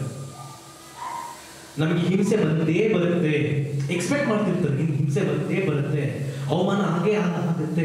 ವಾಕ್ಯದಲ್ಲಿ ಎಲ್ಲೂ ಹೇಳಿಲ್ಲ ನೀವು ಅವಮಾನ ಹೊಂದ್ರೂ ಕೂಡ ನೀವು ಭಾಗ್ಯವಂತರು ಅಂತ ಹೇಳಿದೆ ಹೊರತು ನೀವು ಅವಮಾನ ಹೊಂದೇಬೇಕು ಅಂತ ಹೇಳಿಲ್ಲ. ಕರೆಕ್ಟಾ? ಹೊಂದಿದರೂ ಕೂಡ ನೀವೇನಂತೆ? ಭಾಗ್ಯವಂತರು. ನಾನು ಈ ಲೋಕವನ್ನ ಜಯಿಸಿದ್ದೇನೆ ಅಂತ ಅವ್ರು ಹೇಳಿದ್ರು. ಅದರ ಅರ್ಥ ಏನಂದ್ರೆ, ಎಂತಹ ಸಂದರ್ಭವೇ ನಮ್ಮ ಜೀವಿತದಲ್ಲಿ ಬಂದರೂ ಕೂಡ, ನಾವು ಬೆಟ್ಟದಲ್ಲಿ ನಿಂತರು, ತಗ್ಗು ಪ್ರದೇಶಗಳಲ್ಲಿ ನಿಂತರೂ ಕೂಡ ನಮ್ಮನ್ನು ನಡೆಸುವಂತ ದೇವರು ಯಾರಂತೆ? ನಮ್ಮ ಜೊತೆಯಲ್ಲಿ ಯಾವಾಗಲೂ ಇರುವಂತ ದೇವರು. Only Christianity offers a God who has gone through exactly what we have gone through. ಸತ್ಯವೇದ ಮಾತ್ರವೇ ನಮ್ಮ ರೀತಿಯಲ್ಲೇ ಪಾಡುಗಳನ್ನು ಪಟ್ಟಂತ ಒಬ್ಬ ದೇವರನ್ನು ನಮಗೆ ತೋರಿಸಿದೆ. ಬೇರೆ ಎಲ್ಲೂ ಸಿಗಲ್ಲ ನಿಮಗೆ ಈ ತರ. ನಮ್ಮಂತೆಯೇ ಪಾಡುಗಳನ್ನು ಆತನು ಪಟ್ಟ, ಶೋಧನೆಗಳಿಗೆ ಆತನು ಒಳಗಾದ, ಅನೇಕ ಶೋಧನೆಗಳನ್ನ ಆತ ಅನುಭವಿಸ್ತ, ಅವಮಾನಗಳನ್ನ ಅನುಭವಿಸ್ತ, ಆದರೆ ಜಯಶಾಲಿಯಾಗಿ ಬಂದಂತ ದೇವರು.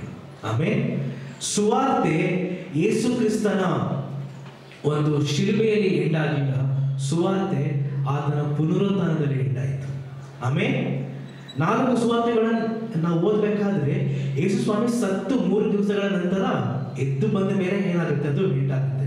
ಅವರು ಪರಲೋಕಕ್ಕೆ ಹೋಗುವಂಥದ್ದು, ಪುನಃ ಬರುವಂಥದ್ದು ಆಗಿರ್ಬೋದು. ಬರೀ ಶಿಲುಬೆಯಲ್ಲಿ ಎಂಡಾಗಲ್ಲ. ಯಾಕೆ ಅಂದ್ರೆ ಇದರ ಅರ್ಥ ಏನಂದ್ರೆ, ನಾವು ಶಿಲುಬೆಯಲ್ಲಿ ಯೇಸು ಕ್ರಿಸ್ತನನ್ನ ನಾವು ಅವ್ರು ನಮಗೋಸ್ಕರ ಪ್ರಾಣವನ್ನು ಕೊಟ್ಟರು, ಆದರೆ ಅವ್ರ ಜೀವನವಾಗಿ ಎದ್ದು ಬಂದರು. ಇವತ್ತು ನಮ್ಮ ಜೀವನದಲ್ಲೂ ಕೂಡ ಸಮಸ್ಯೆಗಳು ಬರಬಹುದು, ಅನ್ಯಾಯಗಳಾಗ್ಬೋದು, ಅಪಜಯಗಳು ನಮಗೆ ಸಿಗಬಹುದು, ಅವಮಾನಗಳಾಗ್ಬೋದು, ರೋಗಗಳು, ಸಾಲದ ಸಮಸ್ಯೆಗಳು ಏನೇ ಇರ್ಬೋದು. ಆದರೆ ಇದು ಎಂಡಲ್ಲ, ಅಥವಾ ಇದು ಹಿಂಗೆ ಇರುತ್ತೆ ಅಂತ ನಾವು ಎಕ್ಸ್ಪೆಕ್ಟ್ ಮಾಡೋದು ಕೂಡ ತಪ್ಪು. ನಮಗೆ ಕ್ರಿಸ್ತನಲ್ಲಿ ಜಯ ಉಂಟು. ಆಮೇಲೆ ಕ್ರಿಸ್ತನಲ್ಲಿ ನಮಗೆ ಜಯ ಉಂಟು. ಯಾಕೆ ಅಂದ್ರೆ ನಾವು ಕ್ರಿಸ್ತನಲ್ಲಿ ಏನಾಗಿದ್ದೇವೆ ಅಂತ ನಾವು ಅರಿತವರಾಗಿದ್ದೇವೆ. ಆಮೇಲೆ ಕ್ರಿಸ್ತನಲ್ಲಿ ನಾವೇನು, ಅನೇಕ ಬಾರಿ 1000 ಜನ ಮಾತಾಡ್ಕೊಳ್ತೀವಿ ನಮ್ಮ ಬಗ್ಗೆ, ದೇವ್ರ ಜನರೇ ಮಾತಾಡ್ಕೊಂಡ್ರು ಪರವಾಗಿಲ್ಲ, ಕಂಪ್ಲೀಟ್ಲಿ ಫೈನ್, ಮಾತಾಡ್ಕೊಳ್ಳಿ. ಯೇಸು ಸ್ವಾಮಿ ಬಗ್ಗೆ ಹಾಗೆ ಮಾತಾಡ್ಕೊಂಡ್ರು ಜನ ಅಲ್ವಾ? ಹೊಟ್ಟೆ ಬಾಕ ಅಂತ ಹೇಳಿದ್ರು ಯೇಸು ಸ್ವಾಮಿನ. ಇದಕ್ಕಿಂತ ಒಂದು ಕೆಟ್ಟ ಟ್ಯಾಗ್ಲೈನ್ ಆಗಿನ ಕಾಲದಲ್ಲಿ ಇರಲಿಲ್ಲ. ಆಕ್ಚುಲಿ ಇವತ್ತು ಬೇರೆ ಬೇರೆ ಇರ್ಬೋದು, ಆಗಿನ ಕಾಲದಲ್ಲಿ ಇದ್ದಂಥ ಟ್ಯಾಗ್ಲೈನ್ ಅಲ್ಲಿ ಹೊಟ್ಟೆ ಬಾಕ ಅಂತ ಕರೆದ್ರು, ಪಾಪಿಗಳ ಸ್ನೇಹಿತ ಅಂತ ಕರೆದ್ರು. ಆದರೆ ಅವರು ಪಾಪಿಗಳಿಗೋಸ್ಕರ ತನ್ನ ಪ್ರಾಣವನ್ನೇ ಕೊಟ್ಟು ಪುನರುತ್ಥಾನಾಗಿ ಎದ್ದು ಬಂದ ಒಂದೇ ಒಂದು ಕಾರಣಕ್ಕೋಸ್ಕರ ಇವತ್ತು ಎಲ್ಲಾ ನಾಮಗಳಿಗಿಂತಲೂ ಶ್ರೇಷ್ಠವಾದ ನಾಮ ಆತನ ನಾಮವಾಗಿದ್ದೇವೆ. ಆಮೇಲೆ ಇವತ್ತು ನಾವು ಆತನನ್ನು ನಾವು ನಂಬ್ತಾ ಇದ್ದೇವೆ ಅಂದ್ರೆ, ಎಂಥ ಸಂದರ್ಭ ನಮ್ಮ ಜೀವನದಲ್ಲಿ ಬಂದರೂ ಕೂಡ, ಅಪಜಯಗಳು ಎಷ್ಟೇ ಬಂದರೂ ಕೂಡ, ಅಪಜಯ ಮಾತ್ರ ಯಾವಾಗಲೂ ಹಿಂಗೆ ಇರುತ್ತೆ. ನಾವು ದೇವರನ್ನು ನಂಬಿದ್ದೇವೆ. ನಾನು ಕಿವಿಯಾಗಿ ಕೇಳಿದ್ದೇನೆ, ದೇವರನ್ನು ನಂಬಿದ್ದೇವಲ್ಲ, ನಮಗೆ ರೋಗಗಳು ಬರ್ತಾನೆ ಇರ್ತವೆ. ನಮ್ಗೆ ಯಾವಾಗಲೂ ಕೋಲ್ಡ್, ನಾನು ಕೇಳಿದ್ದೀನಿ, ನನ್ಗೆ ಯಾವಾಗಲೂ ಕೋಲ್ಡ್, ತುಂಬಾ ಕೋಲ್ಡ್ ಆಗ್ತಾನೆ ಇರುತ್ತೆ.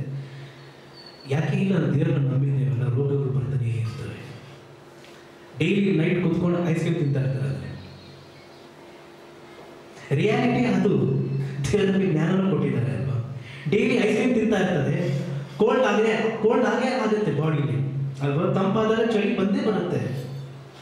ದೇವರನ್ನು ನಂಬಿದ್ದೇವಲ್ಲ, ಅದಕ್ಕೋಸ್ಕರ ಅರಿವಾಗಲಿಲ್ಲ. ನಾವು ಕ್ರಿಸ್ತನಲ್ಲಿ ಯಾರು ಅಂತ ಅರಿವಾಗಲಿಲ್ಲ. ಕ್ರಿಸ್ತನಲ್ಲಿ ನಾವು ಯಾರು ಅಂತ ಅರಿವಾಗಲಿಲ್ಲ. ಶೋಧನೆಗಳನ್ನ ದೇವರೇ ಕೊಡ್ತಾ ಇದ್ದಾರೆ ಅಂತ ಹೇಳುವಂಥ ವಾಕ್ಯಗಳನ್ನು ತುಂಬಾ ಸಲ ಕೇಳಿದ್ದೇನೆ. ದೇವರೇ ನನಗೆ ತುಂಬಾ ಶೋಧನೆಗಳು, ಯಾಕೋಬನ ಪತ್ರಿಕೆಯಲ್ಲಿ ತುಂಬಾ ಸ್ಪಷ್ಟವಾಗಿ ಬರೆಯಲ್ಪಟ್ಟಿದೆ. ಶೋಧನೆಯನ್ನ ದೇವರು ಕೊಡಲ್ಲಂತೆ. ದೇವರು ಯಾರು ಶೋಧನೆಯನ್ನು ಕೊಡಲ್ಲ, ದೇವರು ಪರೀಕ್ಷಿಸ್ತಾರೆ, ಶೋಧನೆ ಕೊಡಲ್ಲ. ಶೋಧನೆಗಳನ್ನ ಅಲೋ ಮಾಡ್ತಾರೆ ಬೇಕಾದ್ರೆ, ಅದು ಅವರಾಗೆ ಶೋಧನೆಗಳನ್ನ ಕೊಡಲ್ಲ. ವಾಕ್ಯ ಸ್ಪಷ್ಟವಾಗಿ ಹೇಳುತ್ತೆ ಅದನ್ನ. ಆದರೆ ಕ್ರೈಸ್ತರು ಸಭೆಯಲ್ಲಿ ಎಷ್ಟೋ ಸಭಾಪಾಲಕರು ಹೇಳುವುದನ್ನು ನಾನು ಕೇಳಿದ್ದೇನೆ, ದೇವರಿಂದ ನನಗೆ ಶೋಧನೆ ಬಂತು ಅಂತ. ಖಂಡಿತವಾಗ್ಲೂ ಇಲ್ಲ. ನಾವು ವಾಕ್ಯವನ್ನು ಅರ್ಥ ಮಾಡ್ಕೊಳ್ಬೇಕು. ಪರೀಕ್ಷಿಸ್ತಾರೆ ನಮ್ಮನ್ನು ದೇವರು. ಸೈತಾನನ ಶೋಧನೆಗಳನ್ನ ಅಲೋ ಮಾಡ್ತಾರೆ, ಆದರೆ ಅವರಾಗಿ ಅವರು ಯಾವುದೇ ಶೋಧನೆಗಳನ್ನ ಕೊಡೋದಕ್ಕೆ ಸಾಧ್ಯವಿಲ್ಲ. ಆಮೇಲೆ ಈ ಒಂದು ವಾಕ್ಯದ ರಹಸ್ಯಗಳು ನಮಗೆ ಅರಿವಾಗಬೇಕು. ಈಗ ಒಂದು ಮಗು ಬರುತ್ತೆ ಫಾರ್ ಎಕ್ಸಾಂಪಲ್, ಮತ್ತೆ ಇದು ತಾಯಿಗಳಿಗೆ, ಆಗಲೇ ಒಂದು ತಂದೆಯವರಿಗೆ ನಾನು ಎಕ್ಸಾಂಪಲ್ ಕೊಟ್ಟು, ಈಗ ತಾಯಿಗಳಿಗೆ ಮಗು ಬರುತ್ತೆ ತಾಯಿ ಹತ್ರ, ಅಮ್ಮ ನಾಳೆ ನನಗೆ ಪ್ರಾಜೆಕ್ಟ್ ವರ್ಕ್ ಇದೆ, ಒಂದು ಪೇಸ್ಟ್ ಎಲ್ಲ ಮಾಡಬೇಕು, ಗಮ್ಮಲ್ಲಿ ಹಾಕಿ ಅಂಟಿಸ್ಬೇಕು, ಹೆಲ್ಪ್ ಮಾಡ್ತೀಯಮ್ಮ ಅಂತ ಕೇಳುತ್ತೆ. ಅಮ್ಮ ಏನು ಹೇಳ್ತಾರೆ, ಆಯ್ತಮ್ಮ ಹೆಲ್ಪ್ ಮಾಡ್ತೀನಿ ಅಂತ ಹೇಳ್ತಾರೆ. ಈಗ ಆ ಮಗುದು ಒಂದು ಫ್ರೆಂಡ್ ಬರುತ್ತೆ ಅಂದ್ಕೊಳ್ಳಿ, ಮನೆ ಆಚೆ ಮಗುದು ಯಾರೋ ಅಕ್ಕಪಕ್ಕದ ನೇಬರ್ ಯಾರೋ ಫ್ರೆಂಡ್ ಬರುತ್ತೆ. ಬಂದು ಮಾತಾಡ್ಬೇಕಾದ್ರೆ ಈ ಮಗು ಹೇಳುತ್ತೆ, ಅಮ್ಮಗೆ ನಾನು ಕೇಳಿದ್ದೀನಿ ನನಗೆ ಹೆಲ್ಪ್ ಮಾಡು ಅಂತ, ಮಾಡ್ತಾರೋ ಇಲ್ವೋ ಗೊತ್ತಿಲ್ಲ ನೋಡೋಣ ಅಂತ ಹೇಳಿದ್ರೆ ಅಮ್ಮನಿಗೆ ಬೇಜಾರಾಗತ್ತ? ಅದಲ್ಲ. ಅಮ್ಮ ಹೇಳಾಯ್ತು ನಾನು ಮಾಡ್ತೀನಿ, ಸಹಾಯ ಮಾಡ್ತೀನಿ ಅಂತ ಹೇಳಾಯ್ತು ಅಲ್ವಾ? ಅಮ್ಮ ಹೇಳಿದ್ರಲ್ವಾ, ಹೌದು ನಾನು ಸಹಾಯ ಮಾಡ್ತೀನಿ, ಮನೆಗೆ ಹೆಲ್ಪ್ ಮಾಡ್ತೀನಿ ಅಂತ. ಫ್ರೆಂಡ್ ಬಂದಿದ ತಕ್ಷಣ ಸಹಾಯ ಮಾಡ್ತಾರೋ ಗೊತ್ತಿಲ್ಲ ನೋಡೋಣ ಏನಾಗುತ್ತೋ ಆಗಲಿ ಅಂತ ಹೇಳಿದ್ರೆ ಅಮ್ಮ ಸುಮ್ಮನೆ ಇರ್ತಾರ? ಏನು ಮಾಡ್ತಾರೆ ಅಲ್ವಾ? ಯಾವ ಕಾರಣಕ್ಕೋಸ್ಕರ ಅಂದರೆ, ಯೇಸು ಸ್ವಾಮಿ ನಾನು ನಿಮ್ಮ ಜೊತೆ ಇದ್ದೇನೆ ಅಂತ ಹೇಳಿದ ಮೇಲೂ ಕೂಡ ಏನಾಗುತ್ತೋ ಗೊತ್ತಿಲ್ಲ, ನಮಗೆ ಏನಾಗುತ್ತೋ ಗೊತ್ತಿಲ್ಲ, ನೋಡೋಣ ದೇವರು ಇದ್ದಾರಲ್ಲ ನೋಡೋಣ. ಇಲ್ಲ, ನಮಗೆ ಜಯ ಕೊಡ್ತಾರೆ ಅಂತ ನಾವು ಹೇಳಬೇಕು, ಜಯ ಕೊಡ್ತಾರೆ ಅಂತ ನಾವು ಹೇಳಬೇಕು, ನಮ್ಮ ಬಾಯಿಂದ ನಾವು ಹೇಳಲೇಬೇಕು, ಜಯ ಕೊಟ್ಟೆ ಕೊಡ್ತಾರೆ ಅಂತ. ನೀನು ಒಂದು ವಾಕ್ಯ ಹೇಳಿದರೆ ಸಾಕು, ನನ್ನ ಆಳು ಸ್ವಸ್ಥನಾಗುವನು ಅಂತ ಶತಾಧಿಪತಿ ಹೇಳಿದ. ಯಾವ ಆಧಾರದ ಮೇಲೆ ಹೇಳಿದವನು? ಯಾವ ಆಧಾರದ ಮೇಲೆ ಹೇಳಿದವನು? ಅವನು ಅರ್ಥ ಮಾಡ್ಕೊಂಡ ಯೇಸು ಸ್ವಾಮಿ ಯಾರು ಅಂತ. ಇವತ್ತು ನಾವು ಅರ್ಥ ಮಾಡ್ಕೊಳ್ಬೇಕು ಯೇಸು ಸ್ವಾಮಿ ಯಾರು, ಅವರಲ್ಲಿ ನಾವು ಯಾರು ಅಂತ ಅರ್ಥ ಮಾಡ್ಕೊಳ್ಬೇಕು. ಪುತ್ರ ಸ್ವೀಕಾರ ಆತ್ಮವನ್ನು ನಮಗೆ ಕೊಟ್ಟ ಮೇಲೂ ಕೂಡ ನಾವು ಆಳುಗಳಂತೆ ಬದುಕೋದಕ್ಕಾಗಲ್ಲ. ಆಮೇಲೆ ಪುತ್ರ ಸ್ವೀಕಾರದ ಆತ್ಮಗಳನ್ನ ಕೊಟ್ಟ ಮೇಲೆ ನಾವು ನೂತನ ಸೃಷ್ಟಿಯಾಗಿದ್ದೇವೆ. ಅಬ್ರಹಾಮನಿಗೆ ಕೊಟ್ಟಂತ ಆಶೀರ್ವಾದಗಳನ್ನು ಕ್ರಿಸ್ತ ಯೇಸುವಿನ ಮೂಲಕ ನಮ್ಮೆಲ್ಲರಿಗೂ ಕೊಟ್ಟಂತ ದೇವರು ನಮ್ಮ ದೇವರಾಗಿದ್ದಾರೆ. ಆಮೇಲೆ ಜಾನ್ ನ್ಯೂಟನ್ ಅಂತ ಒಬ್ಬ ವ್ಯಕ್ತಿ, ಬ್ರಿಟನ್ನ ಒಬ್ಬ ವ್ಯಕ್ತಿ, ಈ ಒಂದು ಸುಮಾರು 200 ವರ್ಷಗಳ ಮುಂಚೆ, ನಿಮ್ಮೆಲ್ಲರಿಗೂ ಚರಿತ್ರೆ ಗೊತ್ತಿರಬಹುದು, ಸುಮಾರು 200 ವರ್ಷಗಳ ಮುಂಚೆ ಈ ಕಪ್ಪು ವರ್ಣದ ಜನಾಂಗದವ್ರನ್ನ ಏನ್ ಮಾಡ್ತಿದ್ರು, ಸೇವಕರಾಗಿ ಪರ್ಚೇಸ್ ಮಾಡ್ತಿದ್ರಂತೆ, ಖರೀದಿ ಮಾಡ್ಕೊಳ್ತಿದ್ರಂತೆ. ಕಪ್ಪಗಿದ್ದವ್ರನ್ನೆಲ್ಲ ಏನ್ ಮಾಡ್ತಿದ್ರು, ಪರ್ಚೇಸ್ ಮಾಡಿಕೊಂಡು ಅವ್ರ ಮನೆಗಳಲ್ಲಿ ಜೀತಾಳಾಗಿ ಕೆಲಸ ಮಾಡಿಸ್ಕೊಳ್ತಾ ಇದ್ರು. ಈ John Newton one of the trader, ಈ ಒಂದು ಮರ್ಚೆಂಟ್ ಆತ ಒಬ್ಬ, ಈ ಒಂದು ಕಪ್ಪು ಜನಾಂಗದವರನ್ನ ಮಾರುವಂತ ಒಬ್ಬ ಮರ್ಚೆಂಟ್ ಈ ವ್ಯಕ್ತಿ. ಒಂದು ದಿವಸ ಸಮುದ್ರದಲ್ಲಿ ಹೋಗ್ಬೇಕಾದ್ರೆ, ಸಮುದ್ರದಲ್ಲಿ ಅಲೆಗಳಿಗೆ ಎದ್ದೇಳ್ಬೇಕಾದ್ರೆ ಯೇಸು ಸ್ವಾಮಿಯ ಒಂದು ದರ್ಶನ ಆತನಿಗೆ ಆಗುತ್ತೆ. ಯೇಸು ಸ್ವಾಮಿಯ ಅರಿವಾಗುತ್ತೆ ಆತನಿಗೆ. ಅರಿವಾಗಿದ ತಕ್ಷಣ ಯಾವ ಯೇಸು ಸ್ವಾಮಿ ಕಂಡುಕೊಂಡ, ಆತ ಒಬ್ಬ ಟ್ರೇಡರ್, ಒಬ್ಬ ಮರ್ಚೆಂಟೇ. ಆದರೆ ಇಮಿಡಿಯೇಟ್ ಆಗಿ ಆ ಒಂದು ದೋಣಿ ಸಮುದ್ರದ ಒಂದು ತೀರಕ್ಕೆ ಬಂದ ನಂತರ ತನ್ನ ಎಲ್ಲ ಮರ್ಚೆಂಟ್ಗಳ ಕೆಲಸಗಳನ್ನ ಬಿಟ್ಬಿಟ್ಟು, ನನಗೂ ಈ ಒಂದು ಬಿಸ್ನೆಸ್ಗೂ ಸಂಬಂಧ ಇಲ್ಲ, ನಾನು ಈ ಕಪ್ಪು ಜನಾಂಗದವ್ರನ್ನ ಚೀತಾಳುಗಳಾಗಿ ನೋಡಲ್ಲ, ಕ್ರಿಸ್ತನಲ್ಲಿ ಎಲ್ಲರೂ ಒಂದೇ ಅನ್ನುವಂಥ ಮನಸ್ಥಿತಿ ಬಂದು ಆತ ಆ ಒಂದು ಬ್ರಿಟನ್ ದೇಶದಲ್ಲಿ ಈ ಒಂದು ಪ್ರಾಕ್ಟೀಸ್ ಏನಿತ್ತು, ಈ ಒಂದು ಸಂಪ್ರದಾಯ ಏನಿತ್ತು, ಅದನ್ನು ಕಂಪ್ಲೀಟ್ ಆಗಿ ನಿವಾರಿಸ್ಬಿಟ್ಟ. ಯಾವ ಕಾರಣಕ್ಕೋಸ್ಕರ ಅಂದರೆ ಆತ ಕ್ರಿಸ್ತನಲ್ಲಿ ಬಂದಿದ್ದಕ್ಕೋಸ್ಕರ ತನ್ನ ಹಳೆಯ ಜೀವಿತ ಸಂಪೂರ್ಣವಾಗಿ ಮಾರ್ಪಾಡೋಗಿತ್ತು. ಆವತ್ತಿನ ದಿವಸ ಆ ಒಂದು ಜಾನ್ ನ್ಯೂಟನ್ಗೆ ಯೇಸು ಸ್ವಾಮಿಯ ಅರಿವಾಗಿರಲಿಲ್ಲ ಅಂದಿದ್ರೆ, ಆತ ಬದಲಾಗಿರಲಿಲ್ಲ ಅಂದಿದ್ರೆ, ಇವತ್ತು ಕೂಡ ಕಪ್ಪಗಿರೋರ ಜನ ಕೊಂಡ್ಕೊಳ್ಳುವಂಥದ್ದು, ಅವ್ರನ್ನ ಜೀತಗಳಾಗಿ ಉಪಯೋಗಿಸಿಕೊಳ್ಳುವಂಥ ಒಂದು ಪದ್ಧತಿ ಇನ್ನೂ ಇರ್ತಾ ಇತ್ತು. ಆದರೆ ಈ ಒಂದು ಜಾನ್ ನ್ಯೂಟನ್ ಒಂದು ಎಕ್ಸಾಂಪಲ್ ನಾನು ಯಾಕೆ ಕೊಡ್ತೀನಿ ಅಂದರೆ, ಇದೇ ಜಾನ್ ನ್ಯೂಟನ್ ಇಂಗ್ಲಿಷ್ನಲ್ಲಿ ಒಂದು ಒಳ್ಳೆಯ ಸಾಂಗ್ನ ಬರೆದ್ರು, ಅಮೇಜಿಂಗ್ ಗ್ರೇಸ್ ಅಂತ. ಇವತ್ತು ಎಷ್ಟೋ ಸಭೆಗಳಲ್ಲಿ ಈ ಒಂದು ಸಾಂಗ್ನ ಹಾಡ್ತಾರೆ, amazing grace how sweet the sound ಅಂತ ಹಾಡ್ತಾರೆ. ಈ ಒಂದು ಹಾಡನ್ನು ನಾವು ಲೈನ್ಸ್ನ ನಾವು ನೋಡಬೇಕಾದ್ರೆ, that saved a wretch like me, ನನ್ನಂತ ಒಬ್ಬ ಅಯೋಗ್ಯನನ್ನ ಕಾಪಾಡಿದಂಥ ಕೃಪೆ ಇದು. ಆಮೇಲೆ I once was lost but now I am found, ಒಂದು ದಿವಸ ನಾನು ಕಳೆದು ಹೋಗಿದ್ದೆ, ಆದರೆ ಇವತ್ತು ನನ್ನನ್ನು ದೇವರು ಹುಡುಕಿದ್ದಾರೆ.